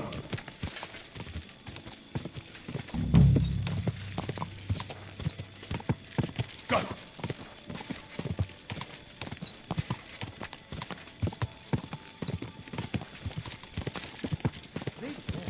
Go!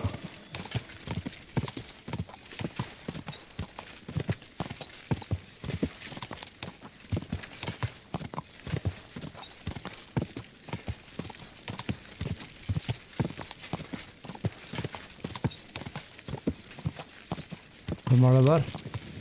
Whoa! Whoa!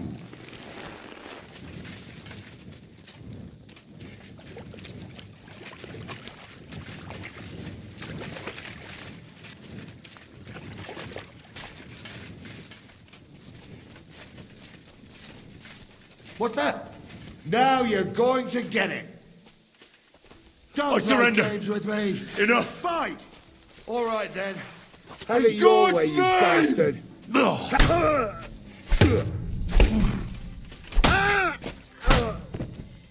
Troop Commander. Hva er det han gjør her? Ja. The stream. Sånn. Og hva sier questen?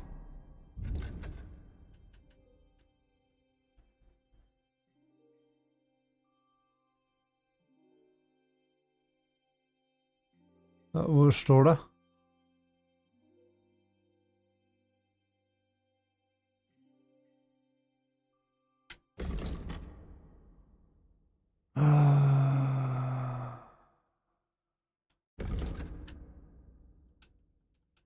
Hvorfor står det ikke hva han sa?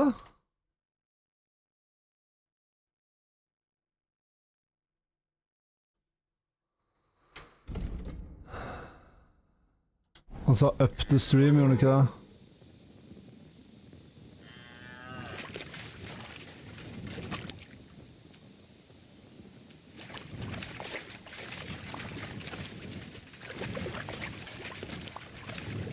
Eller down the stream, jeg sier...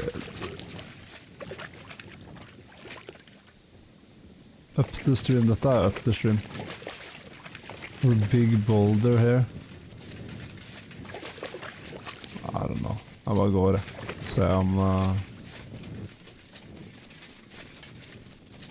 faktisk ta en sånn der...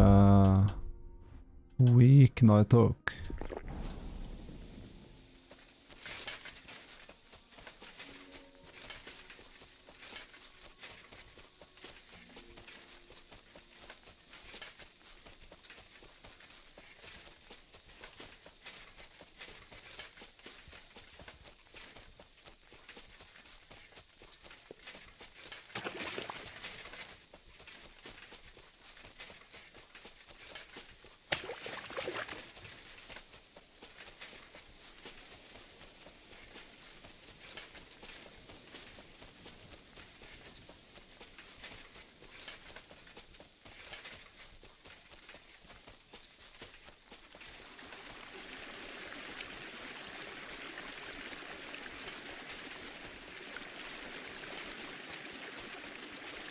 Here's the boulder in the stream. What was it Vashek said? Head right to a clearing with a tree stump surrounded by mushrooms. Det var riktig. Det var feil, ass. Der det noen der borte. Tree stump.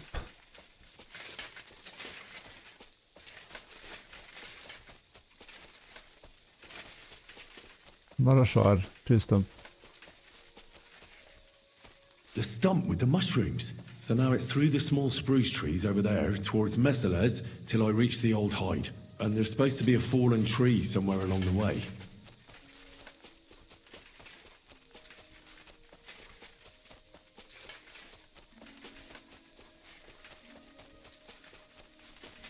Er det her, tror jeg?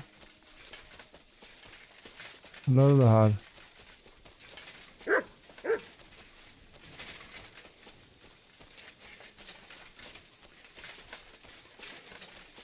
Towards Messeles. Og hvor er det, liksom?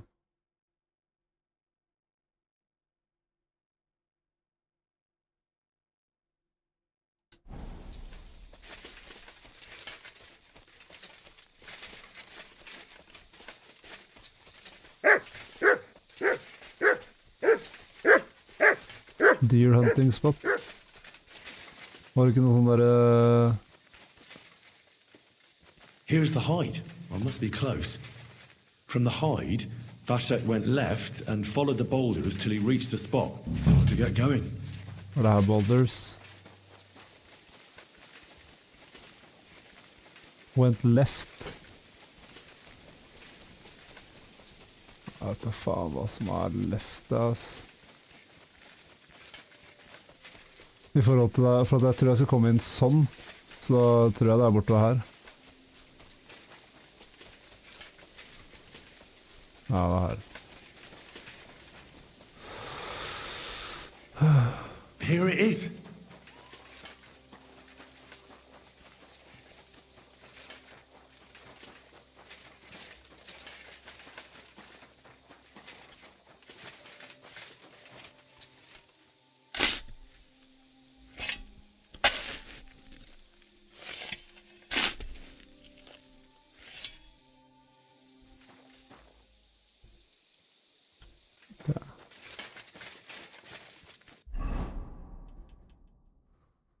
Jeg er langt ute i Hutti Heiti, men jeg skal ta med til han der karen der, så jeg gjør sånn her.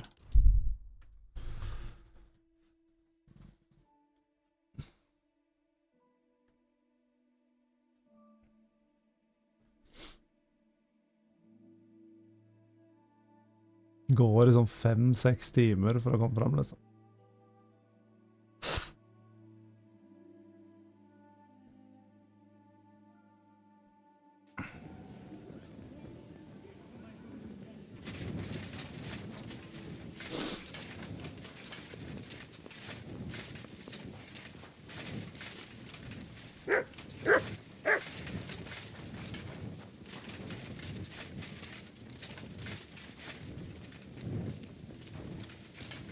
Hva er det for noe?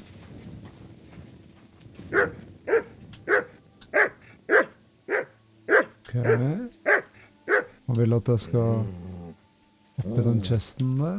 Har jeg noe mat egentlig? Hear him out! Nei. Aye, aye, you silly doggy. Ja, du må gå bort, for faen.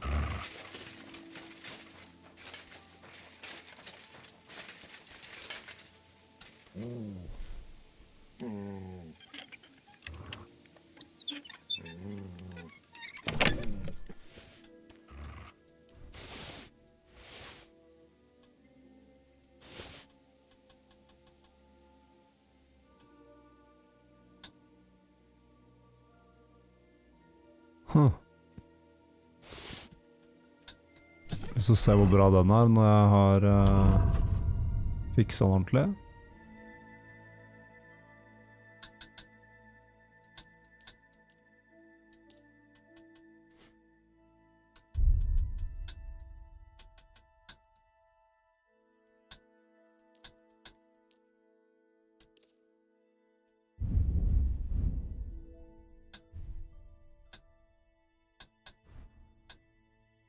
Det er så mye bedre min, liksom.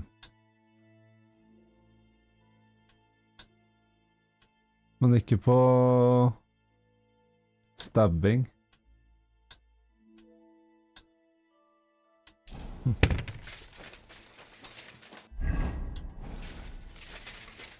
Se om vi har noen nye perks her.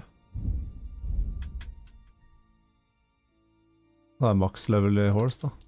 Hihihi. Chillern.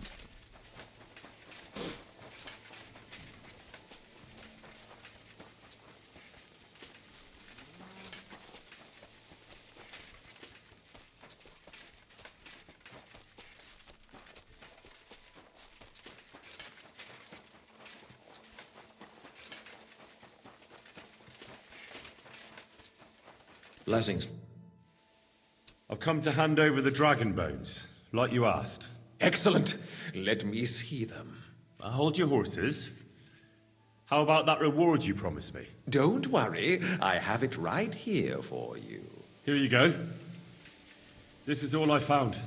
It wasn't too hard. All right. We agreed on a hefty reward. Here it is. It's been a pleasure doing business with you. Perhaps we shall meet again. Likewise. Thank you. See you later. Hvor mye penger fikk jeg?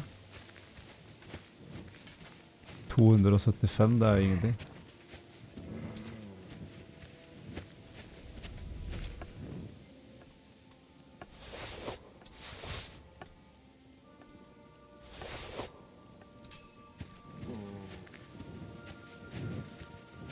Excuse me.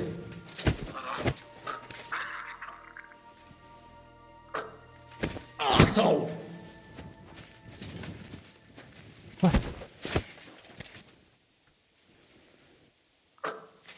Asshole!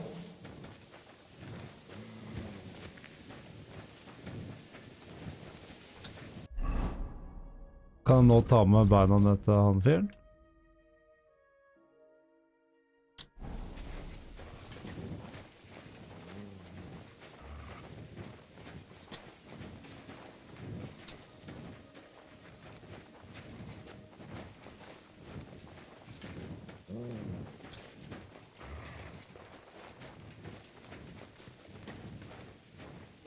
I'm sorry.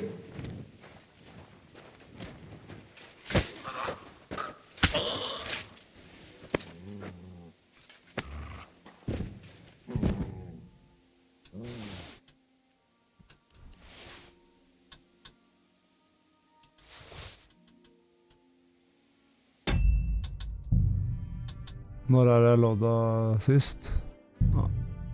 Ok, 2 minutter siden. Jeg har ikke lyst til å drepe den.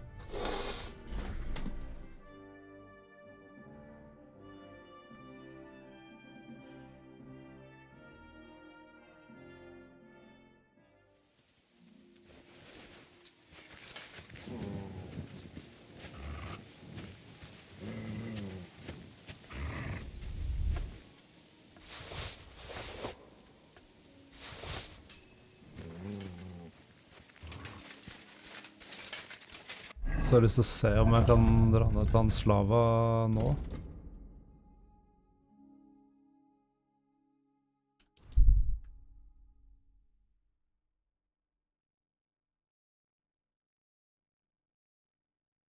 Kronglete vei å komme seg dit, ass.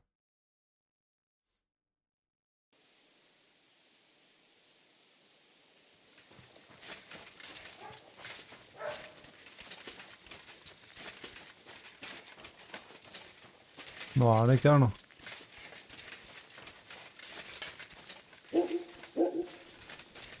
Kanskje han er på det inn.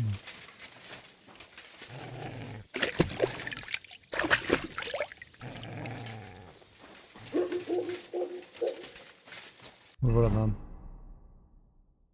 Den andre veien.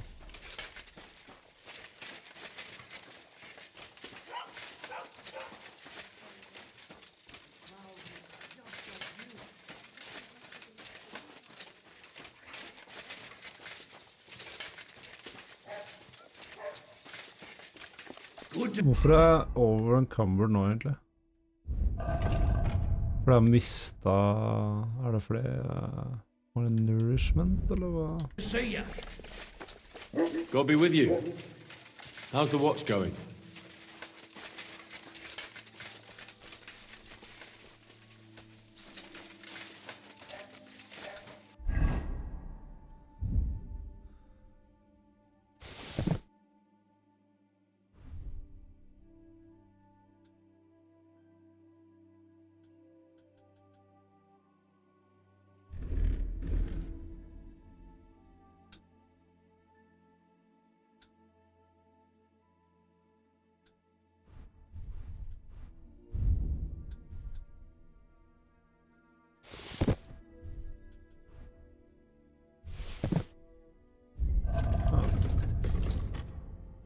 Ja, da går det ikke da.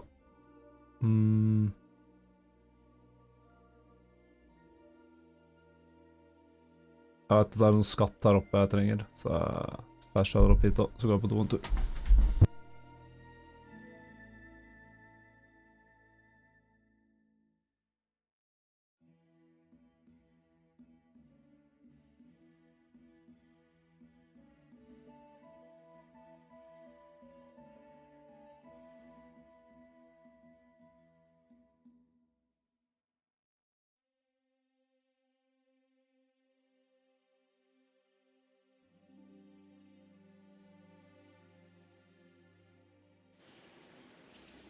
Hey, it's me. Come over here.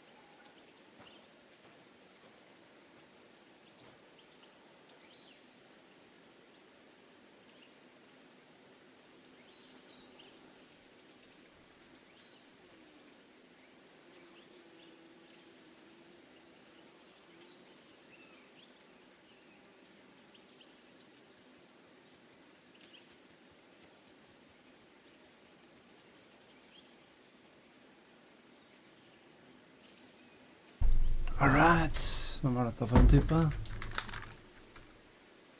Jo, det er han, ja. No longer calling me Hans, then? Well, see, I discovered the truth of the matter. Jaså? Hans double-crossed me. How do you know? I found out by chance. It wasn't just me that fell for that tale of selling wares for a tidy profit in Germany. He'd take people to taverns, get all friendly with them, then take all their goods and vanish. How many people are we talking about? I know of at least 3. But it wouldn't surprise me if there wasn't a lot more of us. It happens all the time. Han som er Hans. So, chances are you won't be seeing your money from Hans again, will you? Oh, see, that reminds me. I need to pay you back for what you gave me last time. Hans may have been a crook, but I pay my debts. Nei, Thanks. That'll come in handy. Nei, jeg skulle gi den penger. Well, you should report him. They'll catch him and give him what for. It's already been done. He got caught with stolen goods somewhere. Then one thing led to another, and they found out he was involved in all sorts of dodgy business. Well, that's good, isn't it? I suppose so. But it made me realize how hard it is to trust anyone these days. Not everybody's out to get you. I hope you're not, at least. Sorry I mistook you for him. But you do look a lot alike. I'd like to purchase something. Take your pick. Han har ingenting. Selger han denne.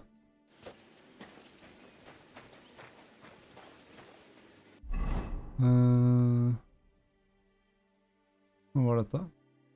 Burnt on mill. Barnedrit. Hvor er jeg på vei nå? Jeg var på vei opp hit, ja. Hvor er det mappet?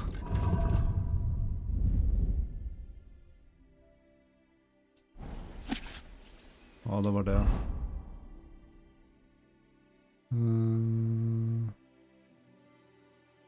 Old hideout map. Behunovic, og så går det en stream ned sånn.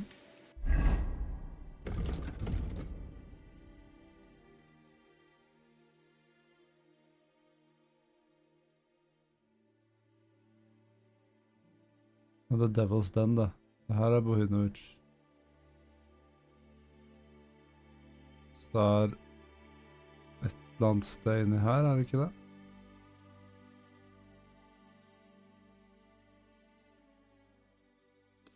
Det er sikkert litt da, Gamekeeper.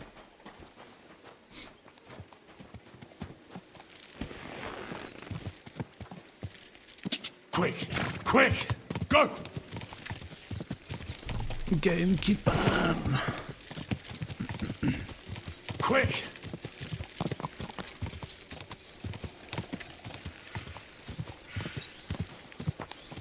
Go!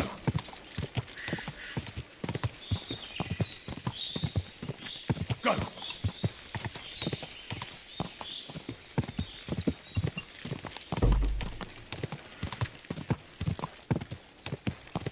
Go!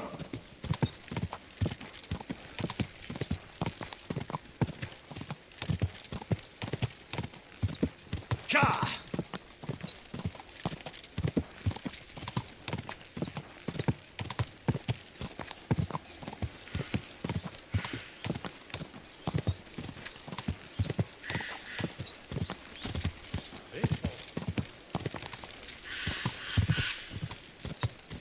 Ka!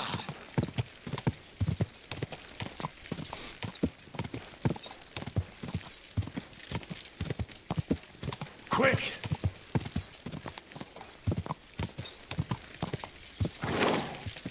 Det er det her han bor.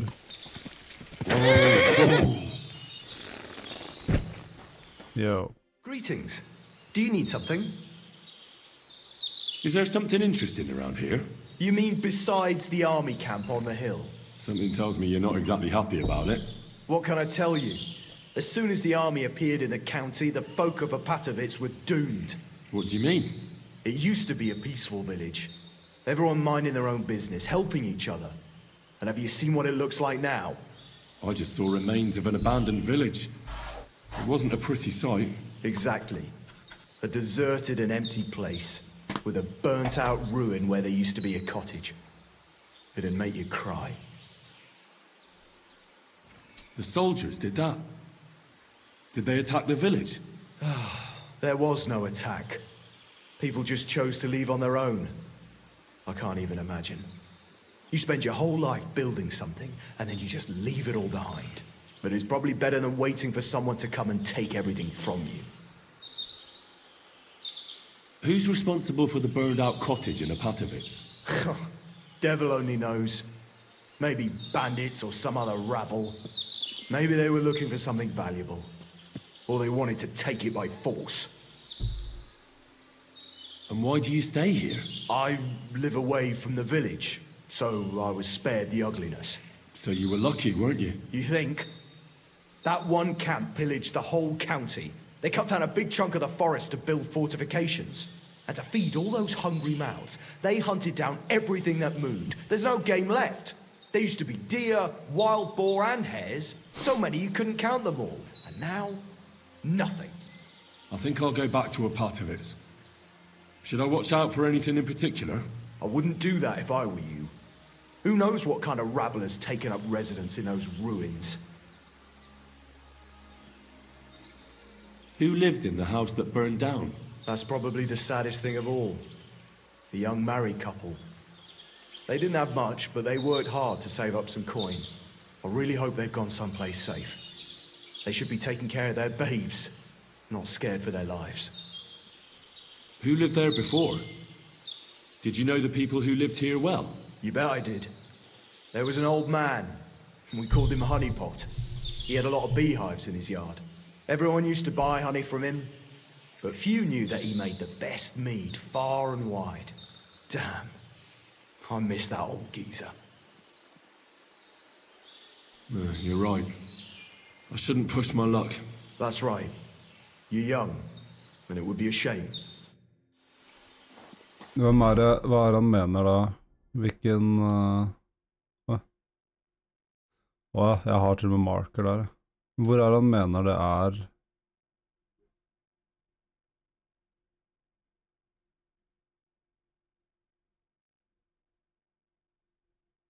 Flooded Cottage. Og Patovic, ja, det er her nede. Jeg drar ned dit etter jeg har vært oppi her. Det har vært litt sånn... I dag så har det vært litt sånn rundt overalt, men det er litt moro. Go! Go! Bare utforske verdenen.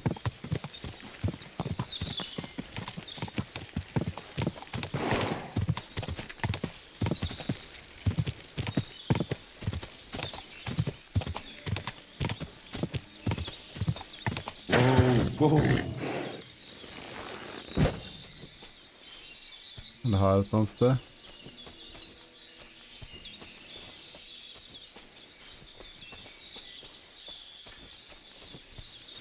Så det ikke buried treasure.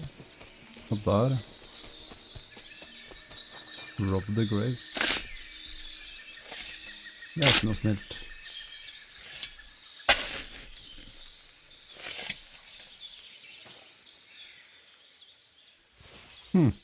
Bare masse valuables.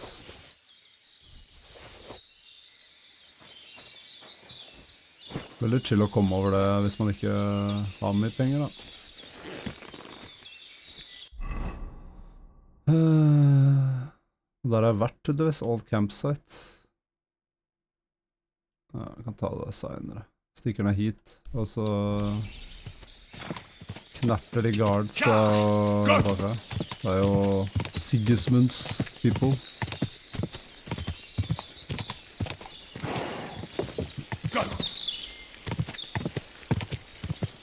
I mean poison arrows.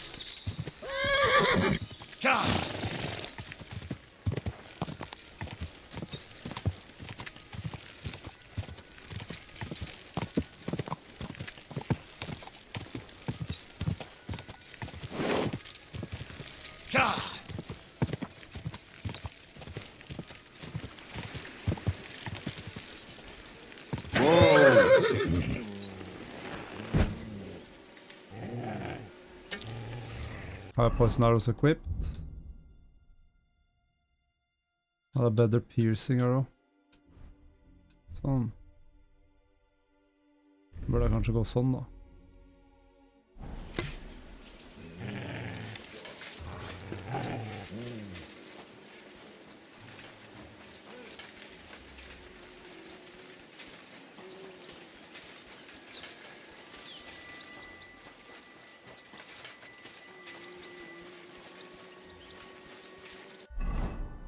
Jeg leiter etter her.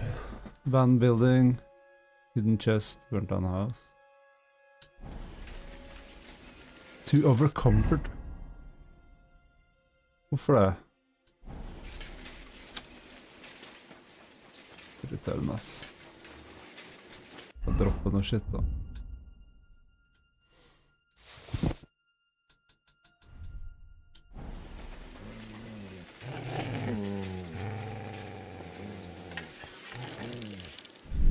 PG, where did that come from?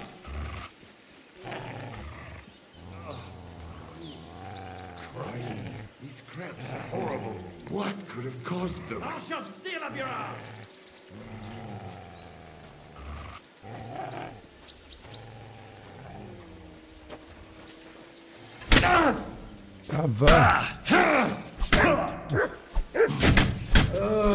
Hvorfor får jeg ikke lov å bytte åpen?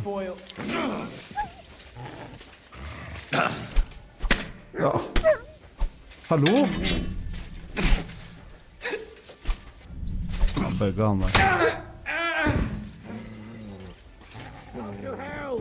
Alert! To arms! Fucking... In God's name!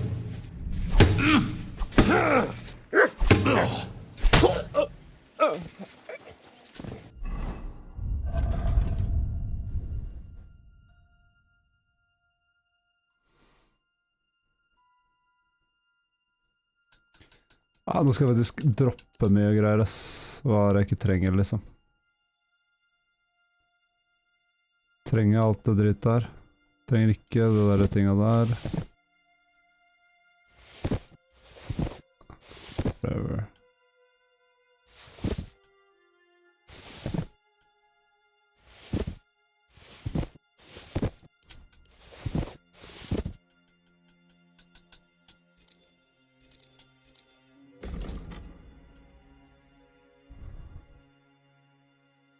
Nei, det trenger jeg ikke. Bruker ikke den.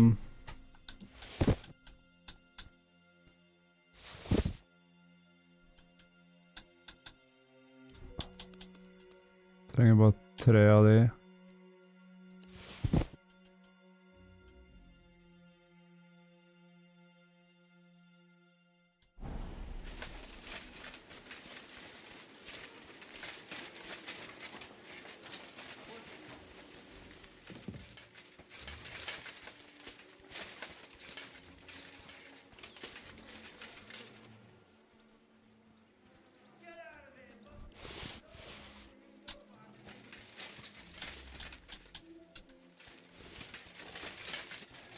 Quiet!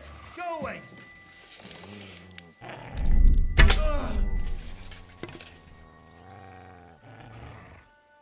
Oh, I knew it was spoiled.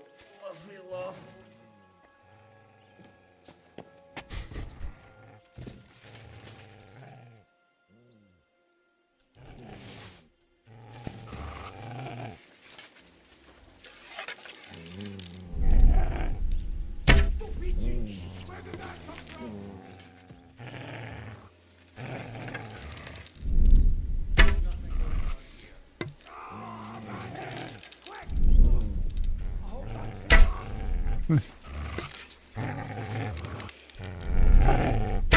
Ja.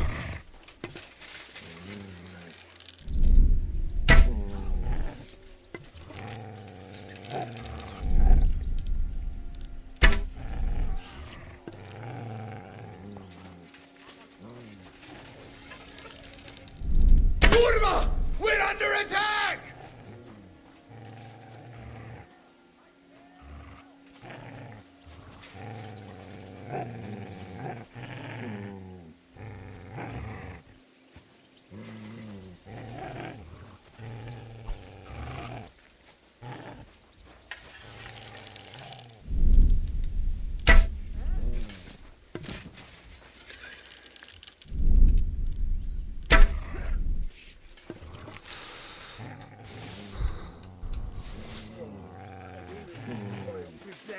fight!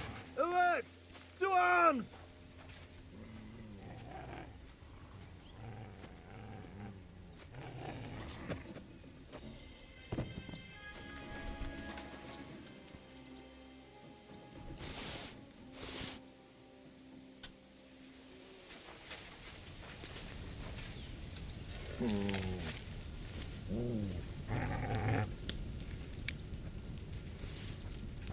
Jeg sover her litt da, ja. Hile opp litt. Oi. Oi. Å, jeg så på, altså.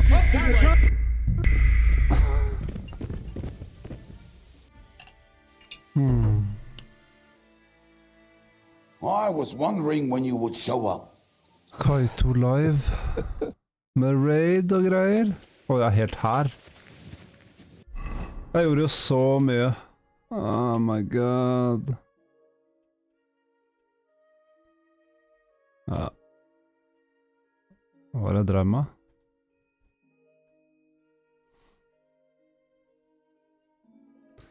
Hallo dude, ikke streamen bra, eller?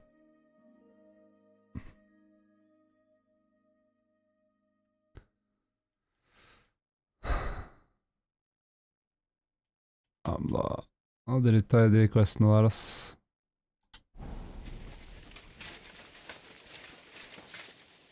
Jeg gjorde så mye greier, og så ble jeg ikke savet.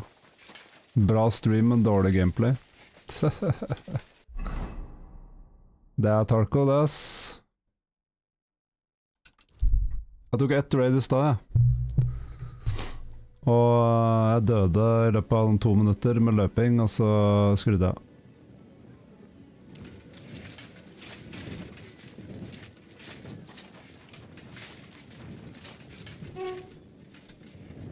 Jo, det går greit her, ass.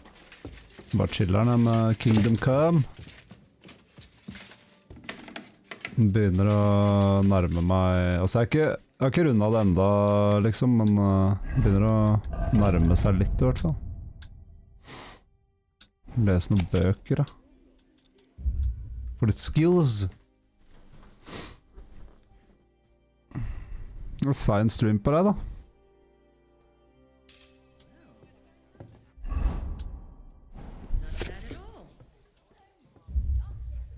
Viktig å lese. Ja, han Henry, han leser jo 5 bøker om på sånn 3 timer, han. It's like I'm invisible or something. Mye senere enn tenkt. Ja, det blir ofte sånn, ass. Jeg burde egentlig... kutte litt snart, men skal gjøre et par quester til. Gjøre litt main quest nå, jeg har gjort så mye sånn side-greier. Jeg skal prøve å gjøre alt jeg kommer over, liksom. Guttungen er syk, så blir det ikke noe stream på dagen, så får jeg ta en stream senere. Eller science stream, ja. Skjønner.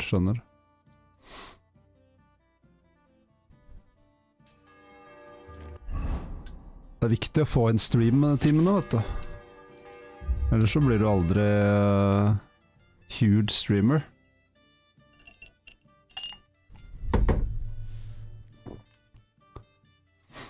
Bare les ferdig så skill-bøkene, og så sove, og så in-game, altså sove in-game.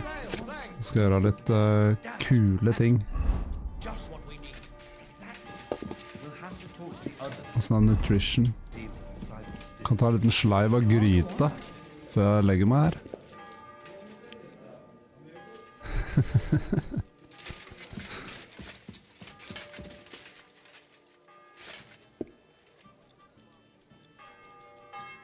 Sove 12 timer. Trenger det, vet.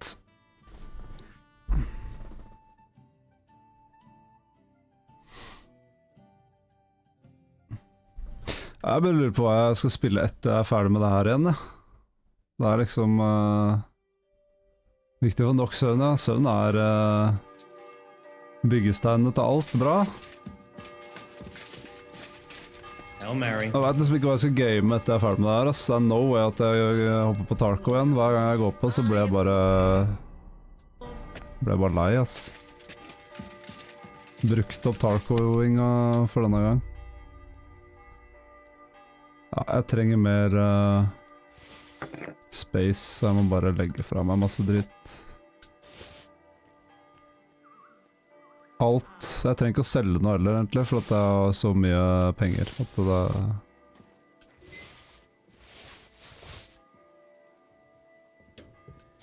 I dag var det ekstremt 2-3 min inn i raid, så var jeg død. Ja. Jeg har sånn nesten 5000 timer i Tarko, så jeg trenger ikke flere merker.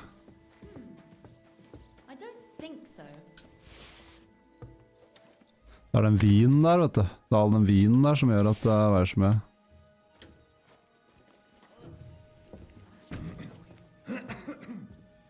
Sikkert alle disse bøkene her også.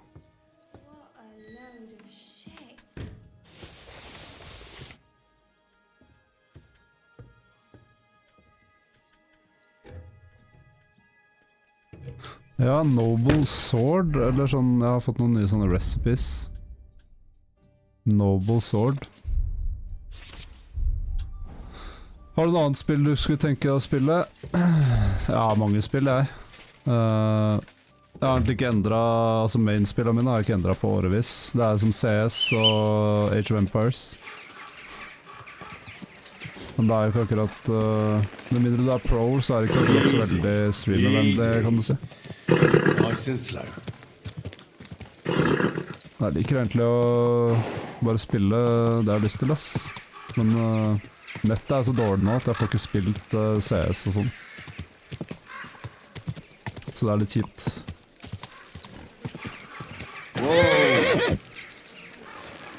Se her da. Hva man trenger for Noble Sword? Og hvor bra det? Det ikke dårlig. Jeg har bare lyst til å lage det, bare fordi jeg liker smithing.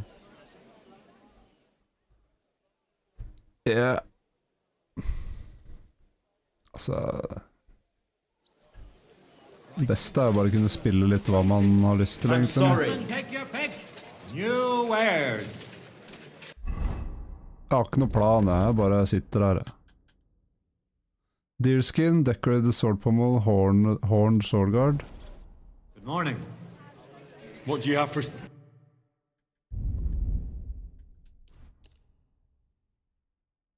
Han har jo ikke noe av det andre. Thank you, sir. And come again. Der han. Good day to you. I need... Nei, det trenger jeg ikke. How can I help you today? What do you have?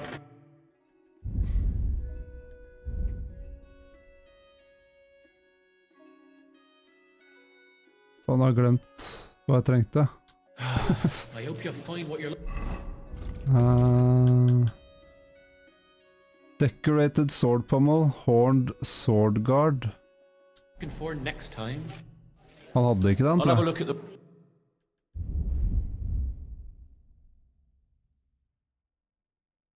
Huh? Kanskje han må til en av de der crazy folka. Du kommer nok til å streame flere andre spill enn bare Tarko, selv om flesteparten av seerne fra Tarko. Ja. Like you people. Gepriesen. Show me you... Jeg hadde jo mye mer seere når jeg drev og spilte mye Tarko. Men jeg har ikke lyst til å dø på den hillen, ass. Når jeg ikke liker spillet engang. Det litt dumt. God bless. Jeg skjønner ikke hvorfor jeg ikke kommer inn der. Jeg tror en av de der weaponsmitsa har det jeg trenger. Stikk nær og se da.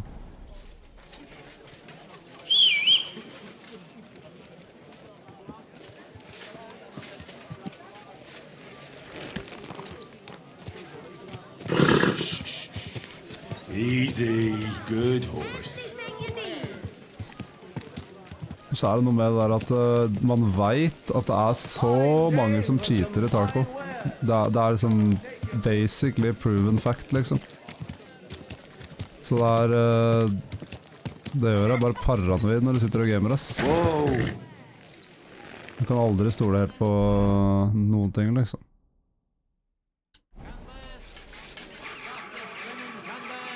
Come and buy the front.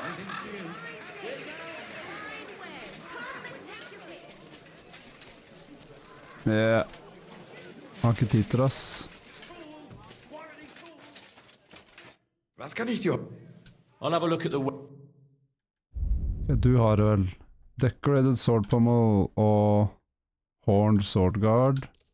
Tror jeg det var en Iron. Danke und viel Glück Og für så die... var det en ting til.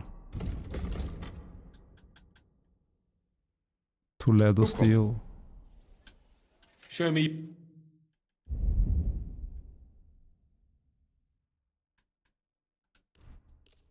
I'm glad you found what you were looking for. Nails, take your pick.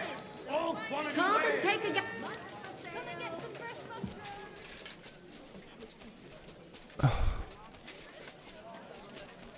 Altså, jeg vet ikke om det anti-cheaten fungerer engang. Ja. Det er liksom, jeg har en følelse at det er manuell banding som foregår i det spillet der. Som tar mest cheatere. Anti-cheaten er der bare for å se bra ut, liksom. A fine day for some fine wares. Come and take your pick.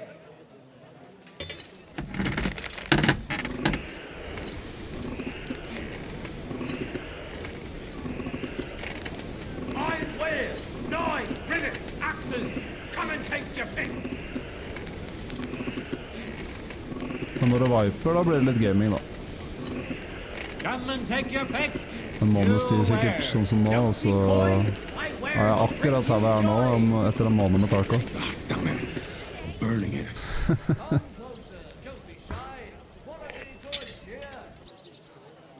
Men det plager meg ikke, ass. Det er ikke sånn at jeg trenger taco i livet mitt, liksom.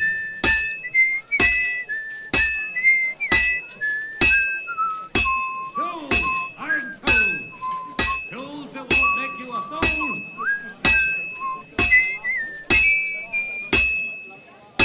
Det er mye mer gøy å se på Davy og deg og gå rundt og dø i taco i stedet, ass. Wonderful day for a wonderful purchase. Fine wares, knives, rivets, axes. Ja. Come and take your pick. Ja, det er sånn, når taco er gøy, og så bare plutselig, når du først blir lei, så bare, det hitter så hardt, ass. Det er sånn der, nå er jeg ikke bare lei, nå er jeg møkkelei, liksom. Good day. Just a bit more, and I'll be done. Now I just have to temper it.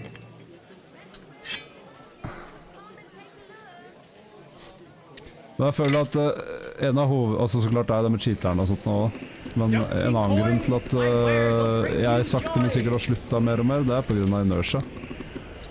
Jeg kommer aldri til å like inertia, ass. Det bare ødelegger hvordan det føles å spille. Oh, for fuck's sake. I don't have time for this. Det føles ikke digg lenger, liksom. Prøv å spille et annet spill også, for spilleren for mye taco som møter den veggen. Ja. Se på den der, da. 60... Det er jævlig høy damage. Jeg er ikke i nærheten av den, da.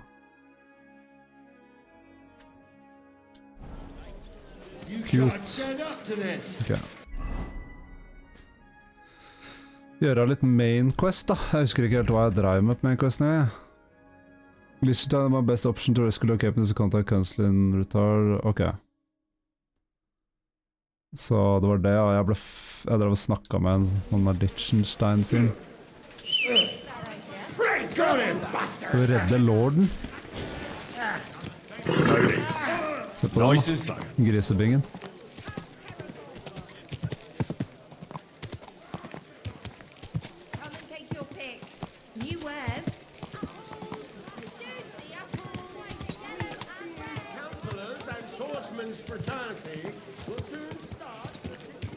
Ja, hvis jeg får ordentlig nett en dag, så blir det nok litt grann CS i hvert fall. Hvis man skal snakke FPS. Alltid et par sånne CS-grinds i løpet av året.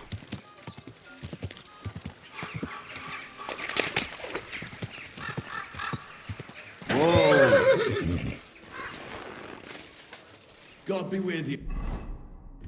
Jeg går med karisma, Clara. Keep the peace, and we'll stay friends. Greetings. Nå kan jeg bare gå rett inn? Nei. Jo. I have not changed my answer. I will not sell you the rights to my mines. Not today, not tomorrow, nor in 100 years. You will not get your hands on my silver. You forget I have influential friends. If you won't sell the mines, you'll lose them. Just like Malishov. Along with your life, if you defy me.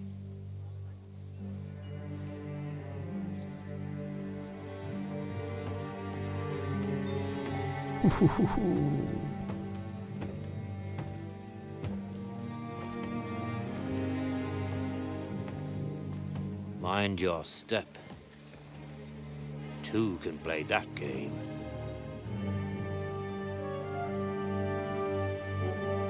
Did you really think that I didn't know you were stealing the royal silver, eh? When your self-proclaimed king finds that out, your head will be on the chopping block.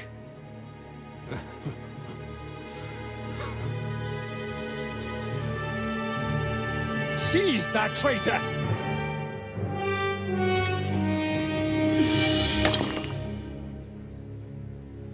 Not another step. You'll get yours too, turtle dove.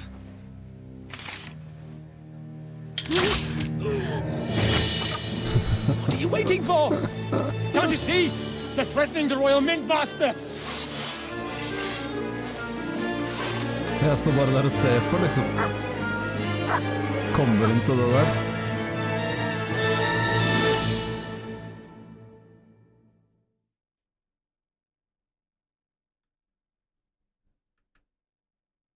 He's one of them! Get him!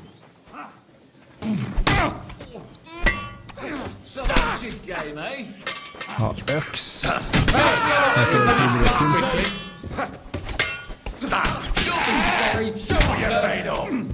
Øksa er vill, ass.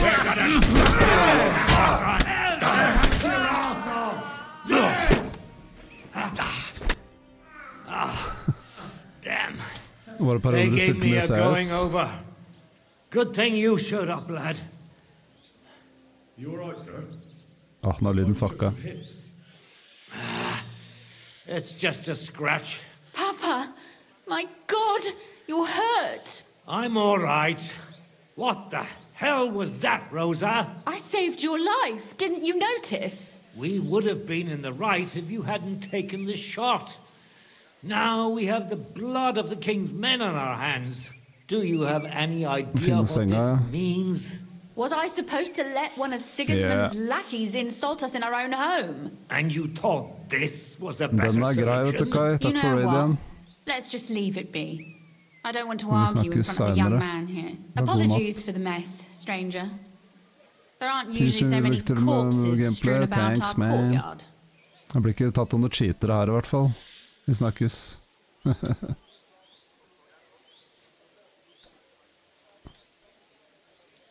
Apologies for the mess, stranger. There aren't usually so many corpses strewn about the courtyard. I'm the one who should apologize. I should be the one apologising. Some of it is my handiwork. It won't be your concern, though. I promise. We'll call the guards and tell them what happened. That Ulrich Vavak and his men attacked us for no reason. You think that will make them let us off the hook? Not for free. But knowing young Plimo, the commander of the guard, I'm sure he won't refuse my coin. But back to you, lad. Who are you? And why have you graced us with your visit? I'm Henry of Skalitz, squire to Lord Capon of Perkstein. Pleased to meet you. Conslin Routard. And this feisty creature here is my daughter Rosa. Like father, like daughter. Why did your master send you to me, Henry? He didn't, sir. Unfortunately, he's in enemy captivity. We're sorry to hear that. But I plan to rescue him. And I believe you can help me with that. We can? How? Lord Capon is held at Malashov. Our Malashov? I don't envy him. I was planning on fixing the roof before they took it from us. It's full of leaks. I doubt its new master will lift a finger to do anything about it. But tell me, why would I meddle in matters that don't concern me? It's your duty. We're on the same side. Well, we all stand on the same side. Against Sigismund. That is undoubtedly true. I don't like that ginger bastard either. Especially since his people started sticking their fingers in my coffers. But to get involved in something as dangerous as freeing a captured nobleman in a territory conquered by Sigismund? We have to do something to help. I know it's dangerous. Dangerous? It's madness. What if somebody finds out? Does it really matter? It certainly does, lad. I'd only end up with my head on the chopping block. And I don't even want to think about what they'd do to Rosa. That's true.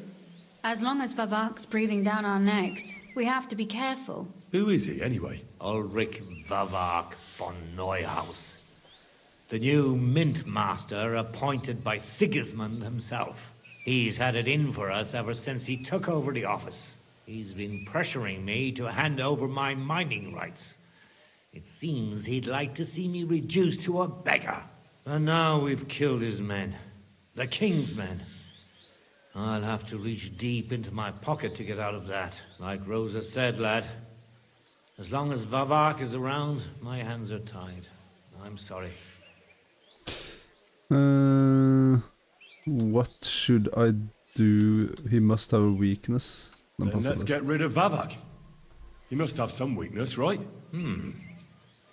There may be one. It's obvious Vavak is getting richer than his office warrants. There are rumors going around that he's stealing the king's silver. He even uses it to mint counterfeit groschen, using a fake dye. If Sigismund were to find out, he'd have him executed at once, regardless of his noble blood.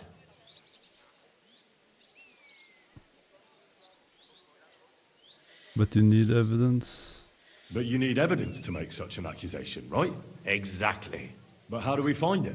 Some of the silver goes missing somewhere along the way to the mint. And we have to find out where. Find out? But how? They don't let just anyone into the mines and smelting works. You're right. Only authorized people are allowed in. Fortunately, we have an ally. Han snakker så My tregt. friend Peter of Pisek. They ousted him from the Mintmaster's office, but his brother Christian remained in the Italian court. He wanted to become the Mintmaster himself, but because of Vavak, he had to settle for the steward's office. He hates him even more than we do on account of it. And that's saying something. Christian and I were just talking about his suspicions. He'd welcome any dirt you can dig up on Vavak, just as much as I would. If you go to him and ask for help on my behalf, I'm sure he'll accommodate you. I'll help you free Lord Capon in exchange for evidence of Vavak's fraud. That's fair, isn't it? All right. It's a deal. I've already met Peter of Pisek, and I know he can be trusted. Let's hope the same goes for his brother. Excellent. You'll find Christian and Horshan at the estate near the mines. Tell him the password, Via Argentum, the pot of silver. He'll know who he's dealing with. But be careful, both of you. This is our last chance to stop Vavak. We'll be praying for you. Okay. Finally done with that. Fucking dritt. Hvor er han Pisek-fyren? Langt unna. Siden det er så sent, så skal jeg ta og fast-tralle. Jeg har drevet og prøvd å fast-tralle minst mulig, men jeg tror det er en sånn lang quest chain, hvis jeg ikke tar helt feil.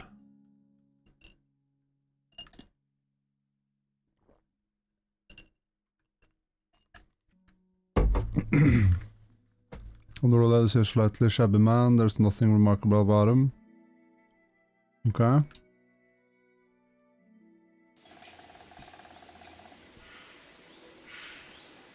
What up, dog?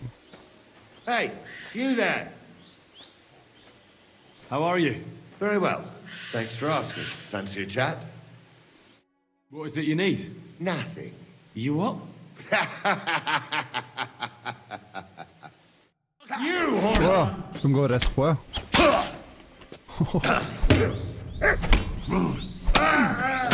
You want to try me? In God's name! What do you want? Øksa er helt villmann, ass. Den pleier jo liksom å prøve å rane meg først da, disse her gikk rett på.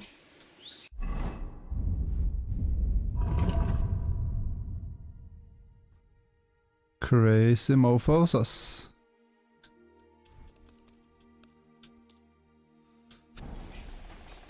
Ja, han fortsetter reise. Han har vel like ved, så.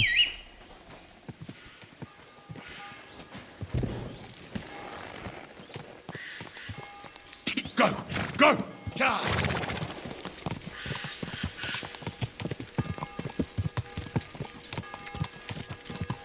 Damn. Go!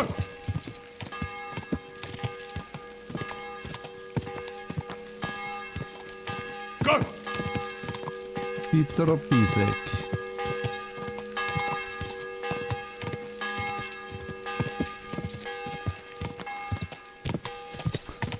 Oh, shit. Go! Go!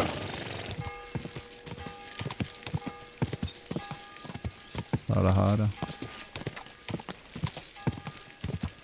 Først må jeg hive meg litt, da. Jeg tror ikke jeg får lov å sove her.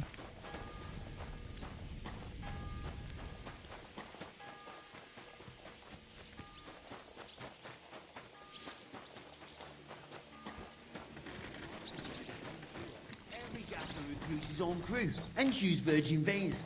Paul's son is out there without fixing props. I don't have time to discuss it with Paul. You'll be watching it from now on, all right? Or I'll have to find another fet. You can't just sack me, steward. I got this job from Ulrich von Neuhaus. But I can make sure he knows how you run the place. That's the 5th yucca who got scrushed in here. This is some jiggery pokery. Be quiet. And now clear off. You have no business here. You're a Christian at Pisek? Kommer fullt av blod I trynet. What do you need? Kunslin Ruthard sent me about Via Argentum. I see. But I'm afraid I don't have good news for Sir Kunsling. I haven't made much progress regarding the matter we discussed. I just don't have the time to investigate. I'm always needed somewhere, and there's always someone following me around. Have you learned anything? Have you found out anything at all? Just rumors. And those are useless. What's your name? Henry. All right. Listen up, Henry. Nobody can know I'm looking into it. It's a very dangerous game. If Sir Kunsling trusts you, you could help me in my investigation. Well, that's actually why I'm here. Excellent. Excellent. You don't happen to come from a family of miners or smelters, do you? No, my father was a blacksmith. I know about mining from Skalitz. Ja, det sant. Det var mining der. I'm from Skalitz, so I know a little bit about mining. My word.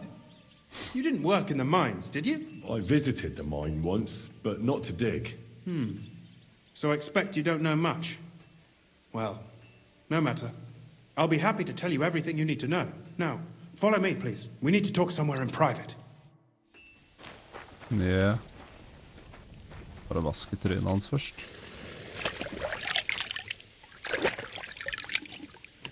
Det sant, jeg har sånn perk som gjør at jeg healer opp litt grann.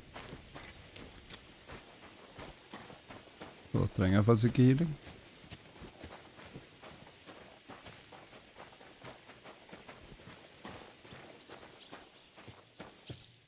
Where should I start looking? Straight to the point. I like that. We know for a fact the silver must be getting lost somewhere on its way to the mint. That means it would be best to discreetly inspect all operations and find out where the problem is. First of all, you should ask miners from every shift how many corves they mine in a day. After that, we'll compare the numbers to the mine record books and see. But the yields aren't the same every day, right? True. That's why we have to focus on one particular day. For example, the other day, on the Feast of St. Petronilla, Foreman Fett was beaming and bragging to me about how much it helped. I mean, Couldn't I just ask Fett? Fett's job is to count the corves and write the amount down in the mine book. He won't tell you any other number. We're interested in what the miners themselves have to say. They've no reason to hide anything. Nevertheless, the miners are a strange bunch. And they have an odd way of speaking. You should pretend to be really interested in them, and maybe they'll open up to you. You could be a scholar writing a treatise on silver mining. Or just say I'm your distant uncle. I'll be a scholar. Eller I'll be a rich nobleman. Jeg tar den. I'll behave like a true nobleman. Suit yourself. Just don't change your stories. But to the point, each day 3 shifts work in the shaft. Each has its foreman, or gaffer, as they say. The first shift is led by Frank, the second by Paul, and the third by Samko. You'll have to ask each one of them how many corves they mine. Samko's hewers should be off work now. You'll find the other 2 shifts in the mine. Take this, so the guards will let you in. It's a letter of safe conduct bearing my seal. What are you going to do? I'll return to the estate to do my job. What else? Once you find out how many corves the 3 shifts mined on the Feast of St. Petronilla, return to me. And don't forget, don't draw attention. Cool. By the way, I've had the honor of meeting your brother, Peter. Well. Small world. He was a great help to us at Sukdal. Peter Pisek, det fra eneren, jeg tror. Disagreements. I respect him for everything he succeeded in doing. If it weren't for him, I'd never have been able to do what I do. Ok. Henry er så belest at han trenger ikke noe hjelp. Utenom det. Jeg tror jeg kommer til å passe hver eneste skill check uansett. Så mye som er grind av det her. Er det her et eller annet sted? Er det en fyr?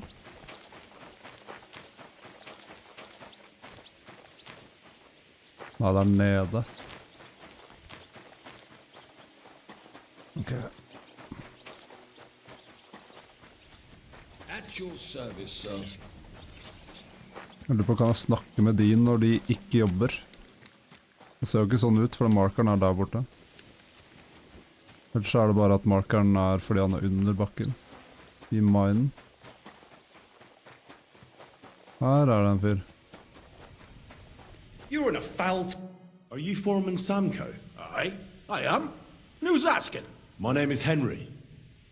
Stuart Christian sent me to you. My family runs mines, so I came here to gain experience. Why should I care? Didn't you see we're off graft? Sir Christian told me to ask about anything that interests me, and that you'll tell me. Ah, Sonny, I'm so tired. I haven't even got the strength for gabbing. I wouldn't mind having a game of dice, but minus rules. Then I'll tell you everything. Would you say? Sure. Jeg kunne gjort det der også, men jeg har lyst til å ta et game. Alright, let's do it. I don't think I've played miners with a real miner before. See? Kidder. There's a first time for everything. Let's crack on. Let the groschen roll. Ja, vi hadde ikke noe bett da. Prøver den der, den ser litt syk ut da. Og så klart den. Die of the most loyal regular at the hall. Nei, den driter jeg. Det er 4 sånne... Nei, vent, 3 sånne blir det. Fordi jeg må ha den der... Er det den som alltid lander på 1? Sånn. Oh, Fortuna, may the best player win. My respects. Hva er det der? Jeg har bare 5, så... Bikkja har klikket her, så sånn. Ok, så den der telles som alt mulig, ja. Det er chill.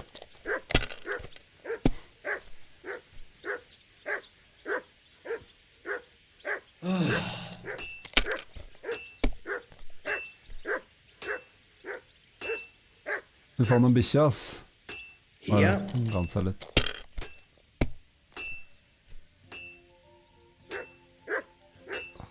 Sånn.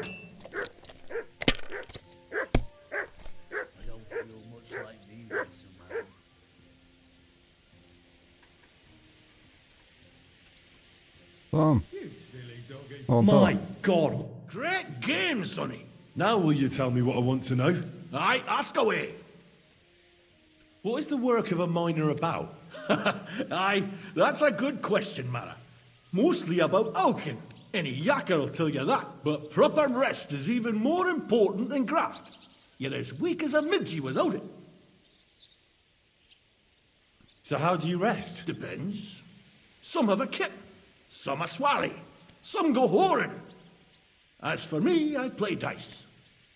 How do you mine ore? Either we're on hard rock, and then no one's hewing shit, or we're hewing something soft, and then it goes grand. Only then there's not much silver in the ore, and you've got to smelt the shit out of it.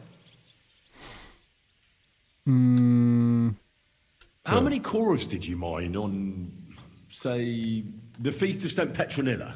I can tell you exactly. All the yakkers were working, and we were getting along nicely. We managed to hulk 34 cores without skimping on hame time. First time in ages, that was.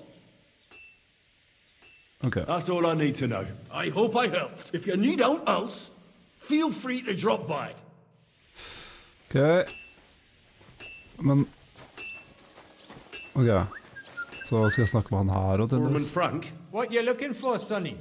Can't you see we're hewing? Sir Christian of Pisac sent me. My name is Henry of Scallis. Our family rented a mine, so I came to gain experience. A nobleman in the pit? I'll be damned. But you can't just amble around. You'll count your creels. I'll just have a few questions. Språket deres, The ass. more we gav, the less we gar. But make it snappy, man. What do you want to know, like? Han Jamaican, eller? What is the work of a miner really about? What's it about? Bugger all, kidder. No great shakes. We gans through the roads, Bella. Hewing off from rock in the dark and breathing in the sty. How exactly do you mine ore? Bloody hell. Have you never seen a yakker graft, kidder? You take a kevel and ding away at the rock till it crumbles.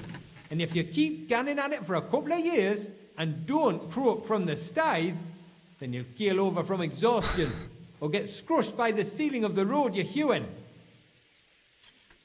I wonder, how much do you mine in a day? That depends on how much ore you hulk out of this or that face. It varies. How much did you mine, say, on the Feast of St. Petronilla? Listen, kidder. Aren't you a bit too curious? Nobleman or not, you don't need to know that. Oh.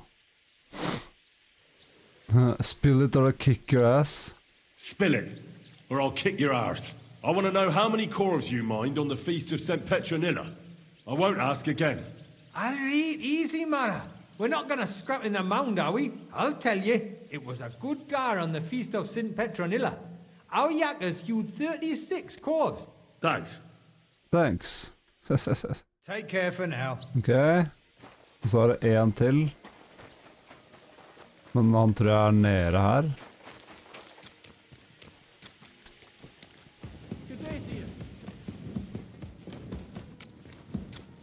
Finner jeg fort ut.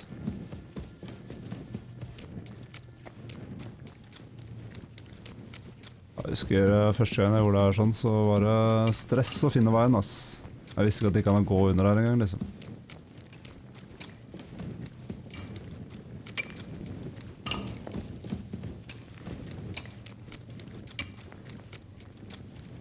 Jeg er jævlig glad for at jeg slapp unna denne type jobbing.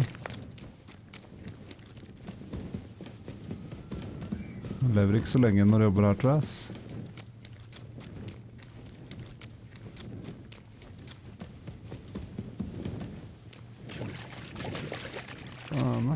Går jeg med nobleman-klærne mine nede i møkka?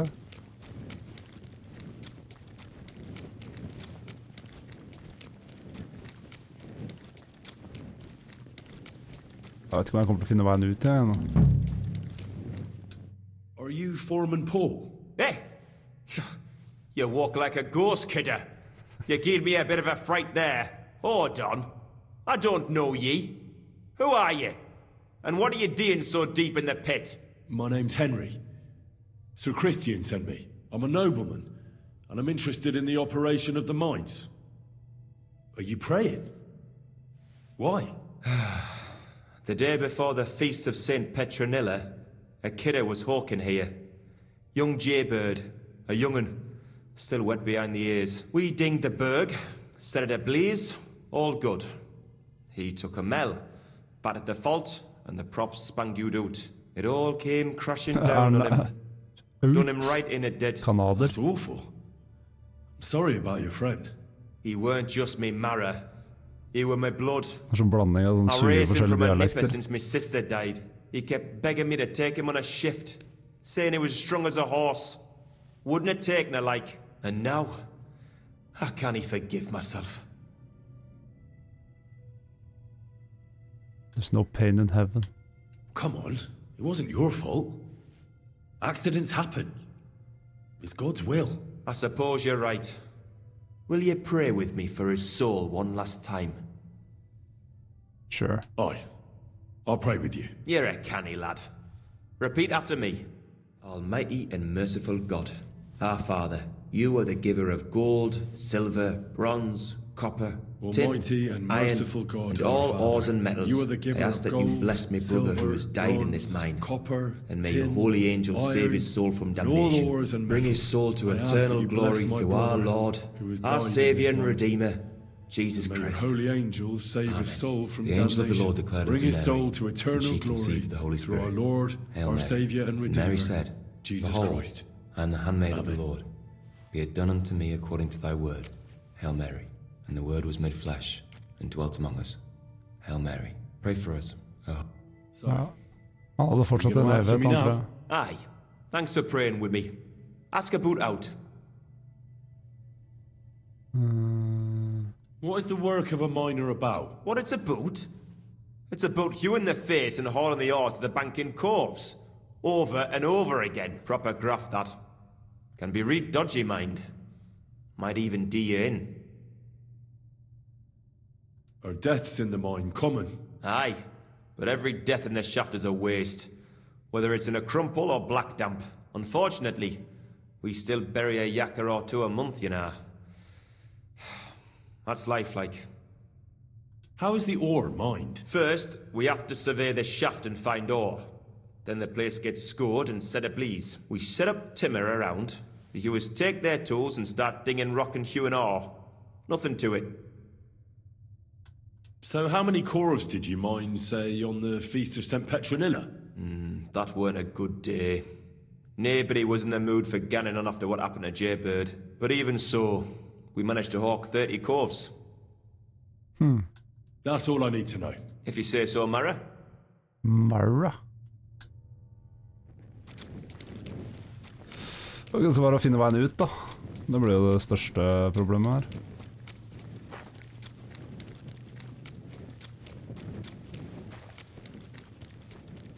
Ja, ikke sant. Allerede blind vei. Her er vannet.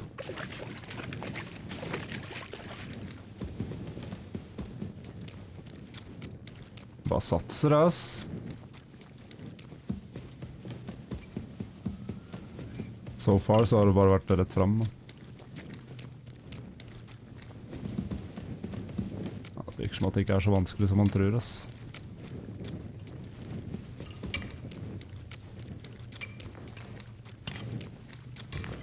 Tror det er her.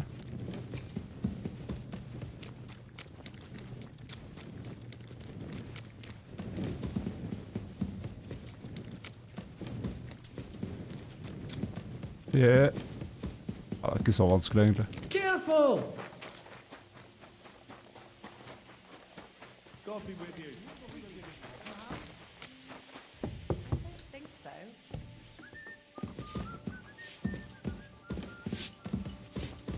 Gepriesen sei der Herr. What do you need? You're the local ore merchant. Na ja, I buy ore. And who are you? My name is Henry, and I'm here by Sir Christian's permission. My family rented the mining rights, so I came here to learn the business. Then you have come to the right place, sir. The Horschan shafts are some of the most profitable in all of Kuttenberg. I am Hermann. If you have any Fragen, I am happy to answer them. Yeah, whatever. I don't need your sheet.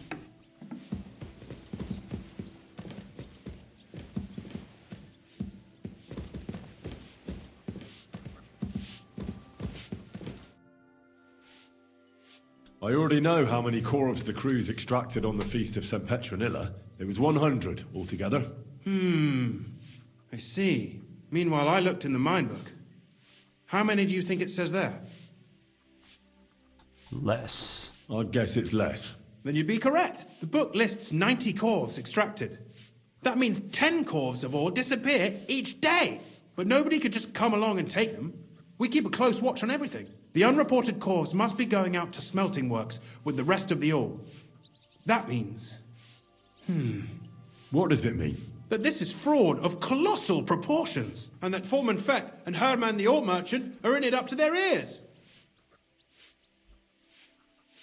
What are we going to do about it? Well, we need to make them tell us more. But carefully. Being involved in the theft of silver is a capital crime, so it should be in their own interest to cooperate. Make sure to promise them no one will know about their crime. You can mention my name. When you've talked to them, come back to me and we'll figure out what to do next. We need to talk, Herman. Was ist denn los? Sir Christian sent me.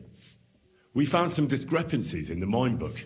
Discrepancies? How do you explain that the miner has extracted 100 corvs of ore on the Feast of St. Petronilla, but the book only says 90? If it says 90, there must have been 90. The book does not lie. Or someone is writing down false numbers and hiding 10 corvs. I do not write anything in the book myself. Foreman Fett counts the corvs here. Go and talk to him instead. Don't tell me you don't count them too. You wouldn't pay for more corvs than there really were. Do you have any idea how much ore passes through my hands? How am I supposed to remember how many there were ausgerechnet on the Fest of St. Petronilla? Besides, miners can lie and say they extracted more than they did. They like to show off. All 3 crews agreed to report more. I seriously doubt that. So your story doesn't add up. Jeg føler kanskje jeg må roe ned. Look, you don't have to be afraid to tell the truth. Me and Sir Christian agreed to settle the matter quietly. We're not going to punish anyone. I am innocent. It was Fett's idea.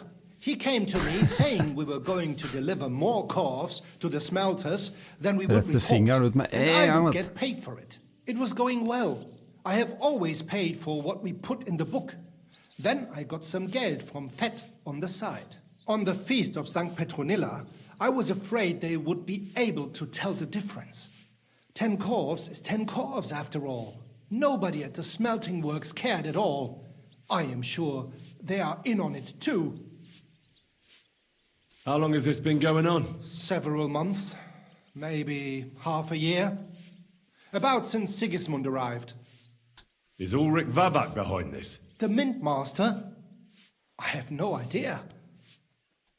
Sir Christian and I agreed to investigate the matter in secret, so just act like nothing's going on. Keep doing what you're doing. We don't want to scare off the people who are actually responsible. You understand? Ja, I understand. Ok, jeg har lyst til å være litt hardere mot han der Foreman Fett, ass. You tell me or else. A word, Foreman. Who are you, and what do you want? I'm Henry, but that's not important. Sir Christian sent me. I need to discuss a delicate matter with you. Don't tell me one of the yakkers shat all over the outhouse in the yard again. I'm afraid it's a little worse than that. We found some discrepancies in the mine book. Let Sir Christian handle it then. They're his books, and his responsibility too. To steal silver from the king is a most serious crime. Punishable by death. Why are you telling me this? I learned that the miners extracted no less than 100 corvs on the Feast of St. Petronilla, but the mine book says 90. Do you think the yakkers know how to count? They're blockheads. And they like to show off. I'm sure they just exaggerated. Anyway, what's it to you? Did the steward send you to snoop around? Don't you know? I work for Vavek, the mint master himself. I'm under his protection. Aye, there's no point in denying it. Herman told me everything. Bloody snitch.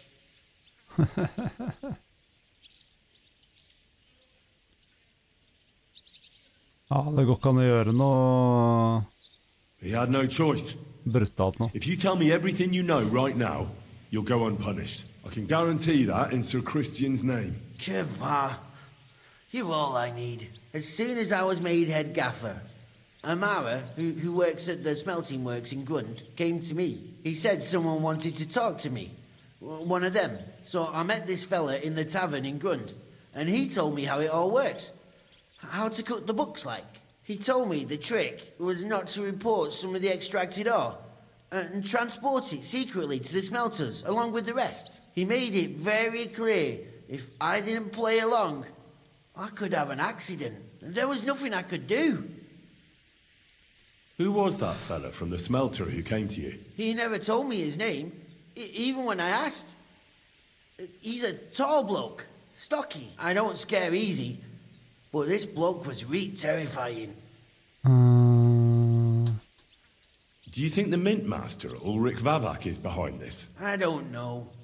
I've got naught bad to say about Vavak. He treats me canny whenever he shows up. He says if Christian gives us hassle, he'd sooner replace him than me. Who pays you on the side? You have to pay the miners for what they actually extracted. I get the extra chink from the smelting works. It's enough for the yakkers and for Herman. How long has this been going on? For some time now, definitely. I heard even former head gaffer Kircher was in on it too. Where can I find him? You can't ask Kircher any questions. He fell down a shaft. They say he was drunk. But I don't think it was an accident. All right. Just carry on as if nothing's happened. No one must find out we know about the fraud. Christian won't give you any trouble, nor will anyone else. Is that clear? Clear as a bell, Mara. I'll be silent as the grave. Det er ikke så mye action som skjer nå. Litt av investigation.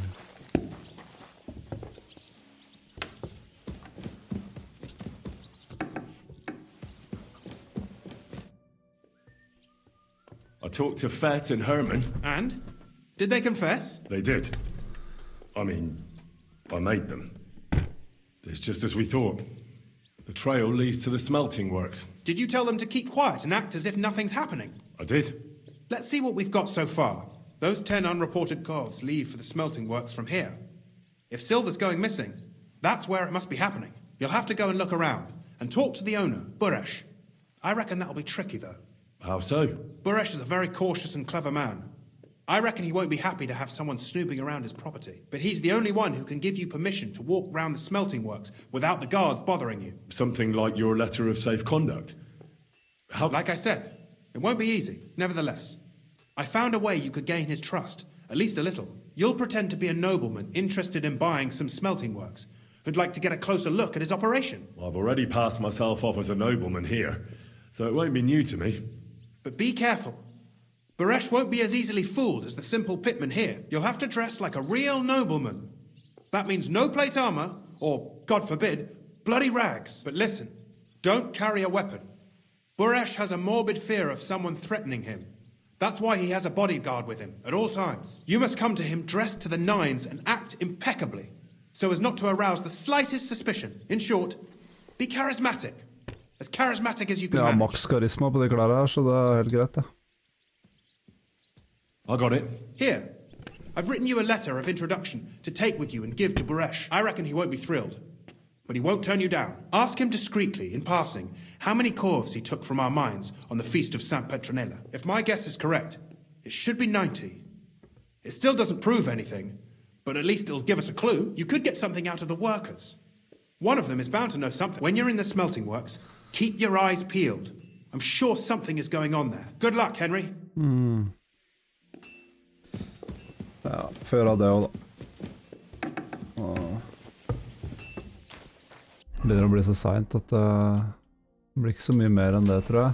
Etter jeg er ferdig med den delen her av questen. Det er greit å bare få det her unnagjort, for det er litt sånn snusfest, akkurat den delen her. Dessverre. Quick.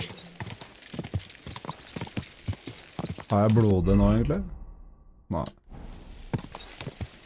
That's good. Jeg har jo 30 kar... Nei, nå er jeg 29 nå. Sikkert fordi jeg er litt møkket eller et eller annet. Så ikke det er noe jeg kan gjøre, da. Da, all.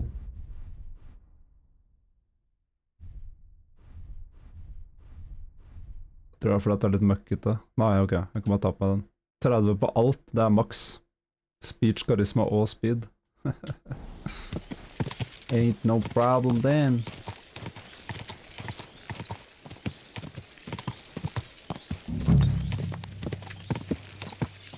Så må jeg underklippe våpenet mitt. Sånn vel.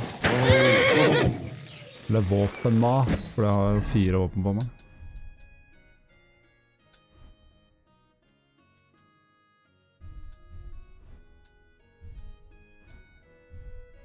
Sånn.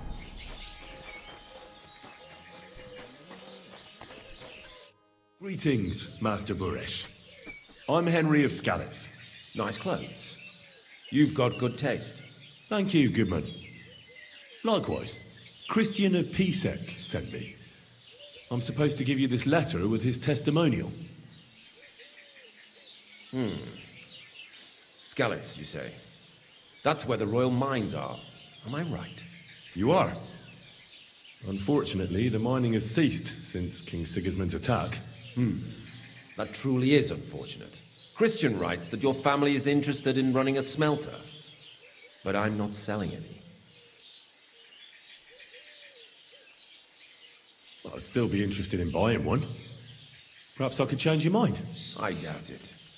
I'd be a fool to give up a profitable business.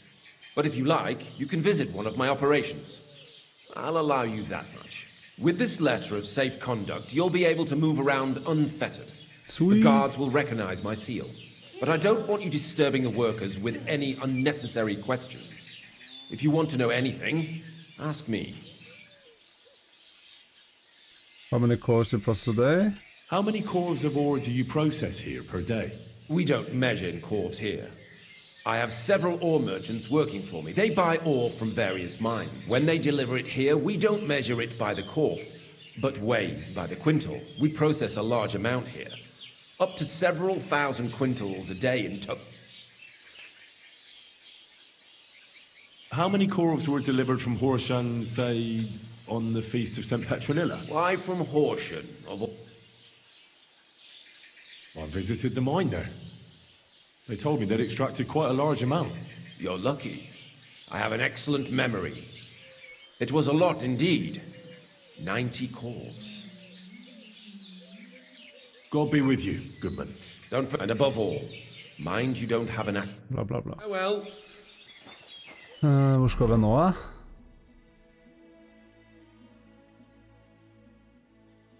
Det er vel her. Smelters. Fint tegnet på kartet. Follow the smoke.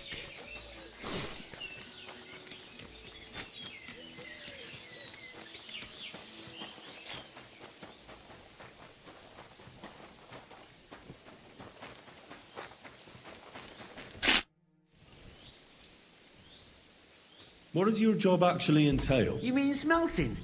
Well, in the then we do that. Have you noticed anything suspicious around here? Nothing. Nothing at all. I graft all day. No time for looking around. No help.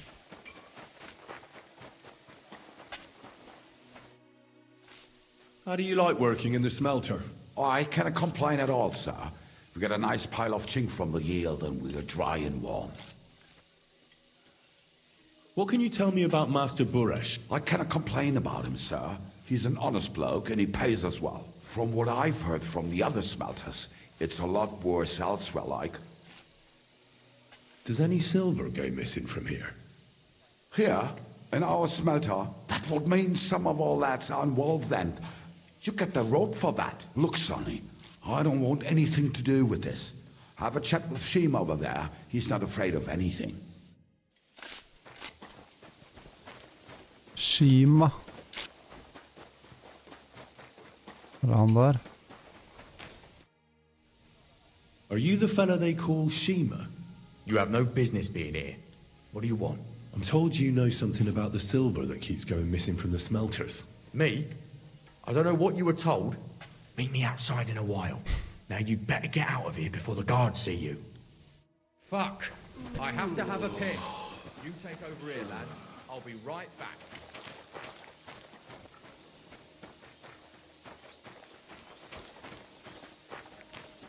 Got something to tell me, boy?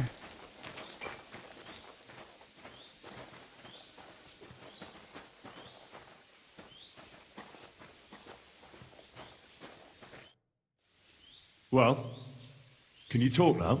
Who are you, fella?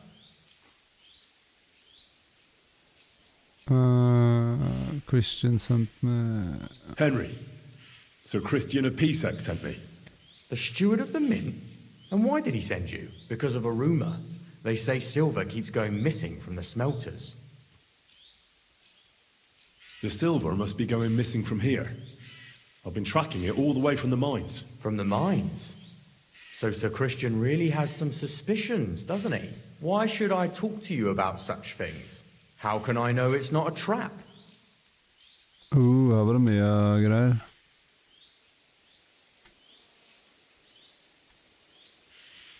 Or else I'm conducting an expert investigation. Look, I know my way around silver mining. I'm conducting an expert investigation. Justice is blind. If someone's bypassing the production process just to stuff their purse, they're hurting more than just the king, especially you, the grafters, the yackers and smelters. And that pisses me off, because I'm actually one of you. Right. I reckon you could be. Listen up then. It's Volkmar. He's the head smelter. He's worked with us for years. Recently, he bought stables here in Grund, out of the blue. The entire stables. Where do you think he got the money? It's all very suspicious, because he's the one with the best access to the finished silver bars. If you want to find out where the silver keeps going missing, go to him. I'll bet you he knows a thing or two about it. But be careful, and keep a weapon close. People like him can be vicious. Thank you. Ok. Weapon close, ja. Da får jeg bare ta på meg øksa mi med en gang, da. Egentlig bare equippe alt, ass. Boom. Gear to the teeth. Så han er nærme han nå, ja. Da er det bare å gå dit, da.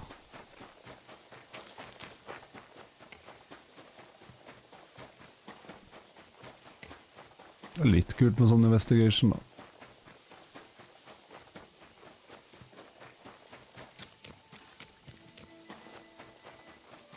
Korrupte jævler.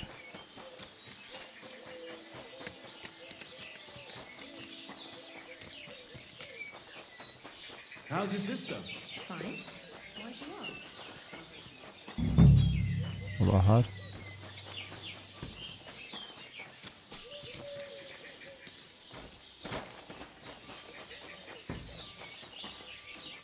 Are you Volkmar?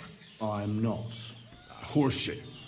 I know these stables are yours. You must be the snoop who's sticking his nose in everything.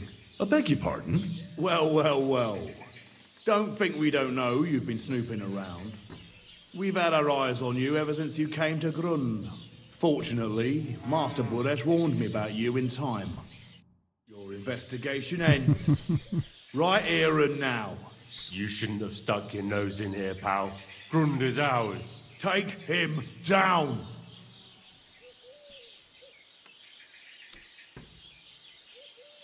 You'll all die. Let's do it then. You'll all die. I don't care how many of you there are. I'll hack you to pieces. And my dog will finally get a proper meal. Whoa! What a tough nut! Where are you going, cowards? Go to hell! Ah!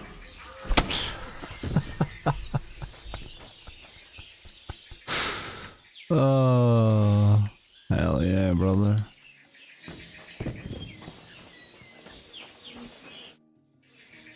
Now, spill the beans. You're responsible for stealing the king's silver. Not me. It's Buresh. If I didn't play along with him, I'd lose my job. All my life. It's true. As Volkmar is my name, I swear on everything that's holy. Tell me the full story from the beginning. Take it from the beginning. As head smelter, I test the quality of the silver that's been smelted every day. I have unrestricted access to it. One day, Buresh came to me and said he had an offer for me. He said if I accepted, he'd make me rich. He gave me his man to assist me. I'd take some of the king's silver bars and add them to Buresh's yield. The books were cooked, so no one found out anything. Everything was going well, and Buresh was happy. A few weeks later, he sent me to the mines. I was supposed to make a deal with the new foreman, Fett, and pay him off. In the end, I had to force him to cooperate, just like Buresh forced me. Oh, with threats. Why didn't Buresh take the silver himself? Why did he need you? The Mint Master's men watch over the transport of the king's silver. They take turns. Buresh had it all figured out. Aren't you ashamed to steal from the king? And which king did I steal from exactly? Wenceslas or Sigismund? I didn't care, man. I earned some nice chink, and that was that for me. Moving on, where does the unreported silver go? There are mined-out shafts near Old Kutna, where nobody ever goes. Buresh has a secret mint in one of them. They counterfeit coins in there? I suppose so. But what they actually do there, I've no idea. I've never been there. Buresh only told me about the mint a while ago. He wanted to send me there for some reason, so he drew me a map. Did Buresh ever mention that Mint Master Vavak was involved in it? Not in front of me. Maybe his guard, Little Neri, knew something, but you won't be able to ask him anything. And give me the map. Yeah, if you take the road to Old Kutna, you'll reach the place where the abandoned shafts are. The entrance to the mint is somewhere around there. Look here. Can I ask you a question? Why are you doing this anyway? None of your business. That's none of your business. I see. I won't pry. Well, now you have the map, and since I told you everything, will you let me go? Please? I know I wanted to, you know, but I was just scared is all. Please let me go, please. Stables be damned, just let me go. All right. All right. You can go. All right. Thank you. I'll never forget this. I'll go to Kuttenberg and get fixed up there somehow. And if we meet again, I'll make it up to you. I swear, you're a good, merciful man. God be with you. Jeg trenger ikke penger, så det går helt fint. Too rich. Så hvor langt er det der? Det hadde vært digg å fullføre... Ok, det er bare bort der. Det hadde vært digg å fullføre den quest-chainen her nå når jeg er så langt inn. Hvor er hesten min da? Få vaska hesten snart, han har gått ut med blod i hele dag.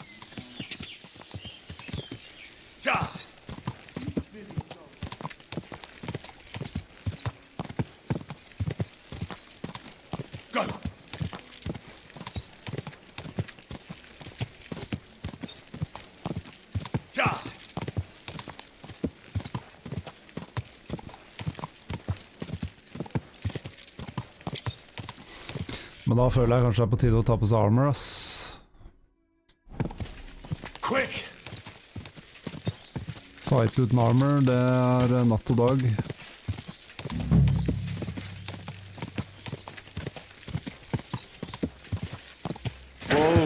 Wow! Ok, la meg se på det mappet. Map to the secret mint.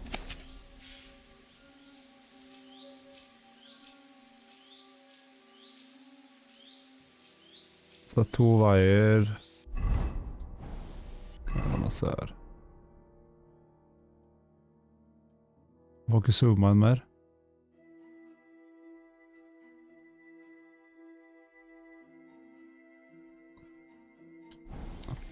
Finner det sikkert.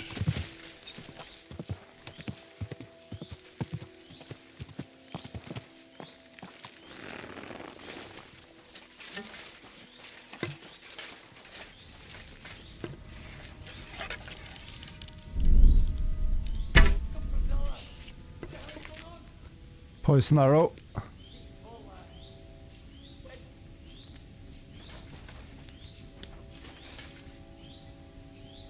Så går det bra da, kamerat?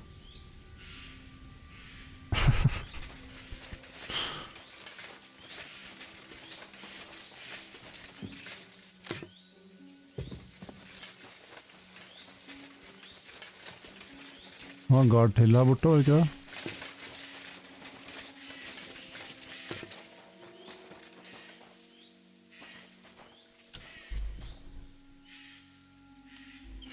Se om de har noen snacks.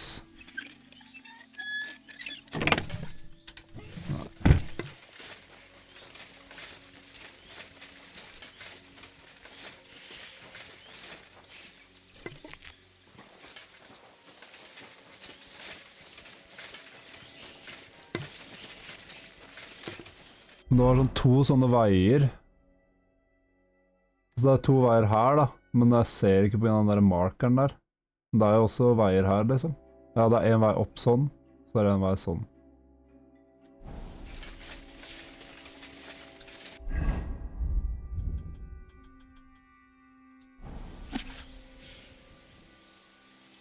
Grunda på venstre.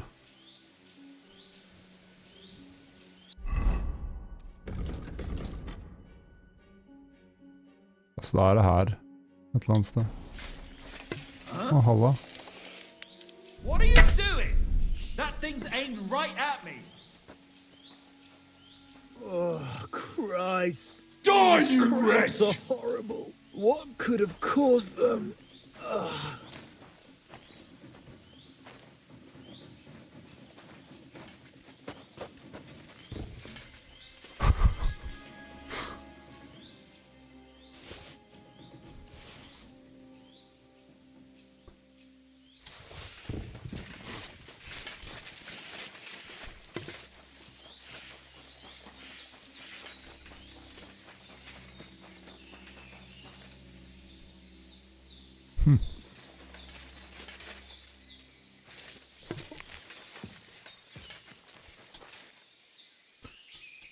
Let's go, polearm.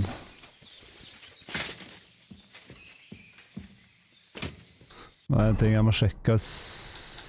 Ja, ok, den er 100% enda. Kanskje jeg egentlig burde ha fakkel her nede. Så da blir det den øksa der da. Det har jeg ikke. Ok, sånn.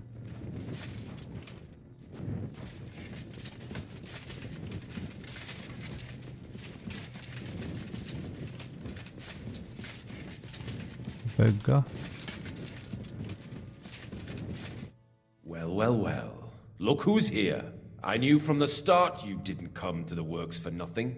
But I underestimated you. An embarrassing mistake. I reckoned you wouldn't find anything. And even if you did, little Neri was supposed to get rid of you. It turned out the other way round. Congratulations. His wife and children will surely be beside themselves with joy. What to do with you now, snooper? We could come to a reasonable agreement, or underground no one will hear you scream.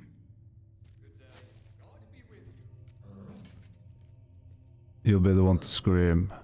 You'll be the one screaming. We'll see about that. You can't leave here alive! Finish him!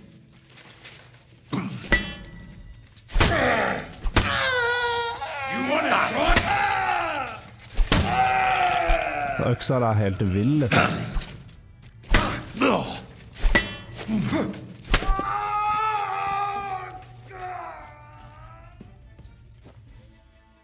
Have you had enough, Buret?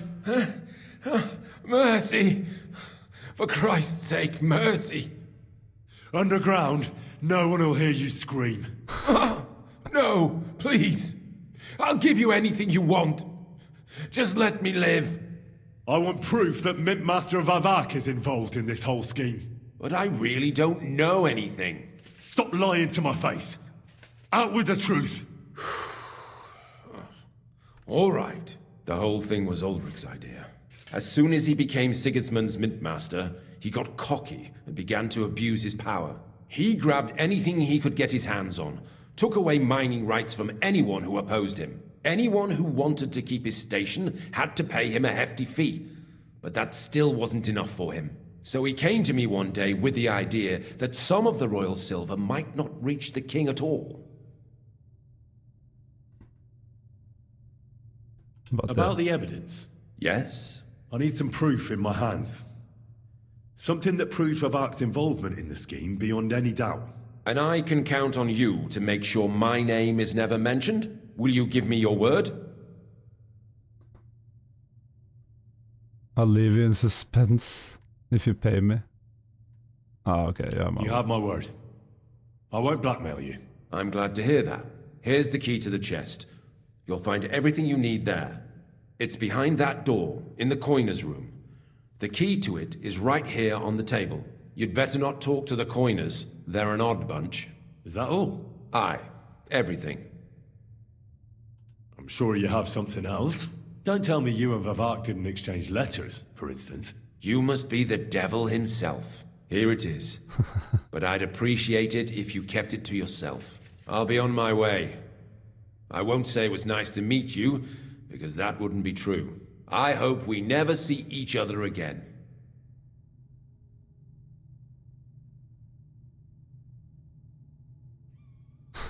Farewell. Farewell.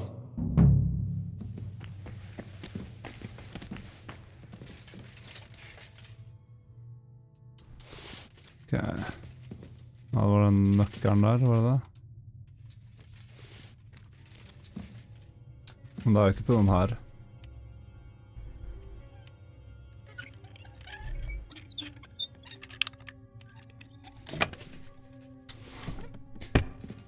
Ok.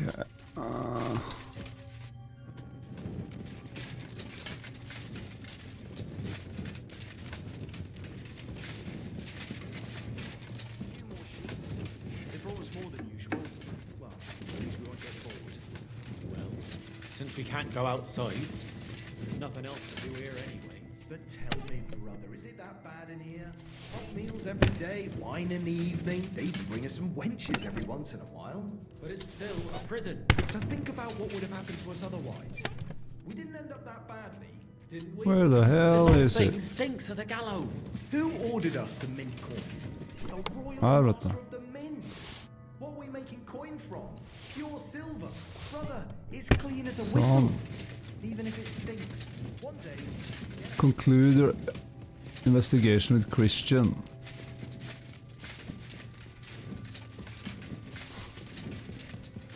Alright, alright, alright.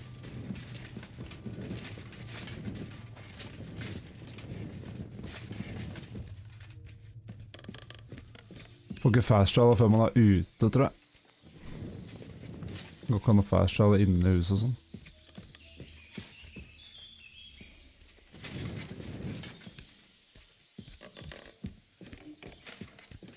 Trenger vi sikkert ikke å fast travel engang, det var ganske nærme, tror jeg.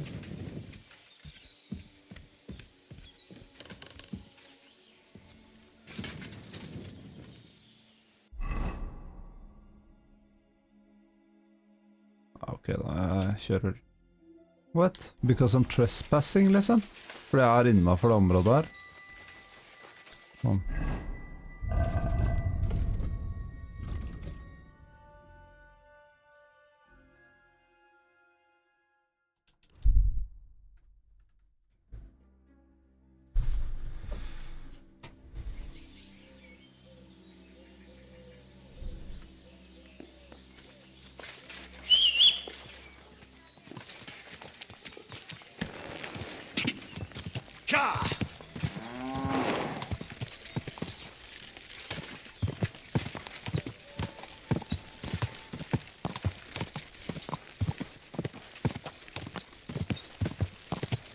Never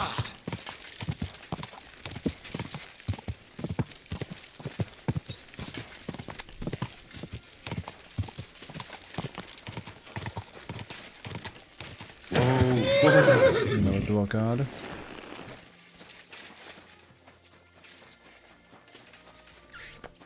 Hello, Christian. I got the evidence against Mintmaster Vavak. Really? Let me see. Here. His handwritten records of the whole scheme. There are names, amounts paid, mines, smelting works, yields. I'll be damned. This is perfect, Henry. This could wipe him out for good. Where did you find this? Vavak had a secret mint where coins were minted from the silver they stole. That's where he kept the books. He obviously had it all worked out to the last detail. Remarkable. Did you have any trouble getting it?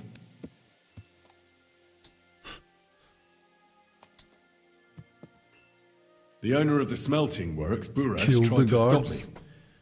Luckily, he was reasonable and we made a deal. What deal? I let him go in exchange for him telling me everything. I understand.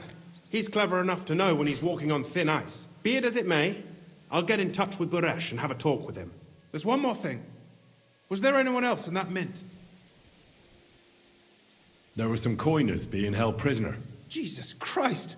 Held prisoner! Vavak locked them up there to work for him. My God! He really is an unscrupulous monster. Did you let them out? They didn't look like they wanted to leave. How awful. When you talked to them, did you see a coin die anywhere? I didn't see a coin die there. That's a shame. I'll have to handle this some other way. In any case, we uncovered something big, Henry. But I'm afraid no matter what Master Buresh told you at the Mint, no one will believe us. Luckily, I've got this. A letter from Vavak to Master Buresh. He actually gave it to me willingly, for letting him go. This really is the last piece of the mosaic. But be that as it may, we know enough. I've been thinking it all over while you were gone. The scheme Master Ulrich Vavak von Neuhaus has been running under our nose is incredibly insolent. But it's also one of the cleverest fraudulent schemes I've ever heard of. With those books in Rittard's hands, Vivart won't remain long in his post, and it's now pretty clear who will replace him. And a side income like that could prove useful to many people, if you take my meaning. You want to keep stealing from the king? Oh, come on. Sigismund isn't our rightful king. The less silver he gets his paws on, the less he can pay to his Hungarian cutthroats. Ja, det er sant det da. Jeg er jo mot Sigismund. Men You're right about that. Now, listen. Here's the plan. Everything would stay the same. Entering false figures in the books, processing the ore in the works, a secret mint, only there would be a change in management. I'll have to find replacements for Fett and Hammond in the mines. But that shouldn't be difficult. A miner jumps at coin like a dog at a bone. What happened to Herman and Fett? Not long after you left, Herman disappeared. They saw him on the road to Grunt, and they found Fett on the spoil tip with a broken neck. You think it's related? Who knows? Maybe Herman told someone you were snooping around and that Fett talked. Things like that can get you killed. Shit. They're both gone, and now I have to deal with it. I'll have to arrange a deal with Master Buresh. But knowing him, he won't be opposed to a reasonable agreement. And I'll take care of the coiners myself. Nothing really changes for you. You can blackmail Vivak all you want, but keep your tongue tied about the whole scheme. I've got a little something here for you, as a bonus. So, what do you say? All you have to do is nod.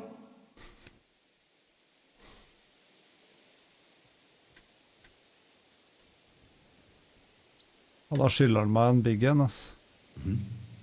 Excellent. You won't regret it, but don't forget. You can blackmail Vivart with the evidence all you want, but leave the path of silver to me. Here's your secret records and copies of the books from the mines and the smelting works for comparison. Thank you. No, thank you. It was a pleasure working with you, Henry. I wish you the best of luck. Maybe we'll see each other again. And give my regards to Sir Kunzling. It'll be a great weight off his chest.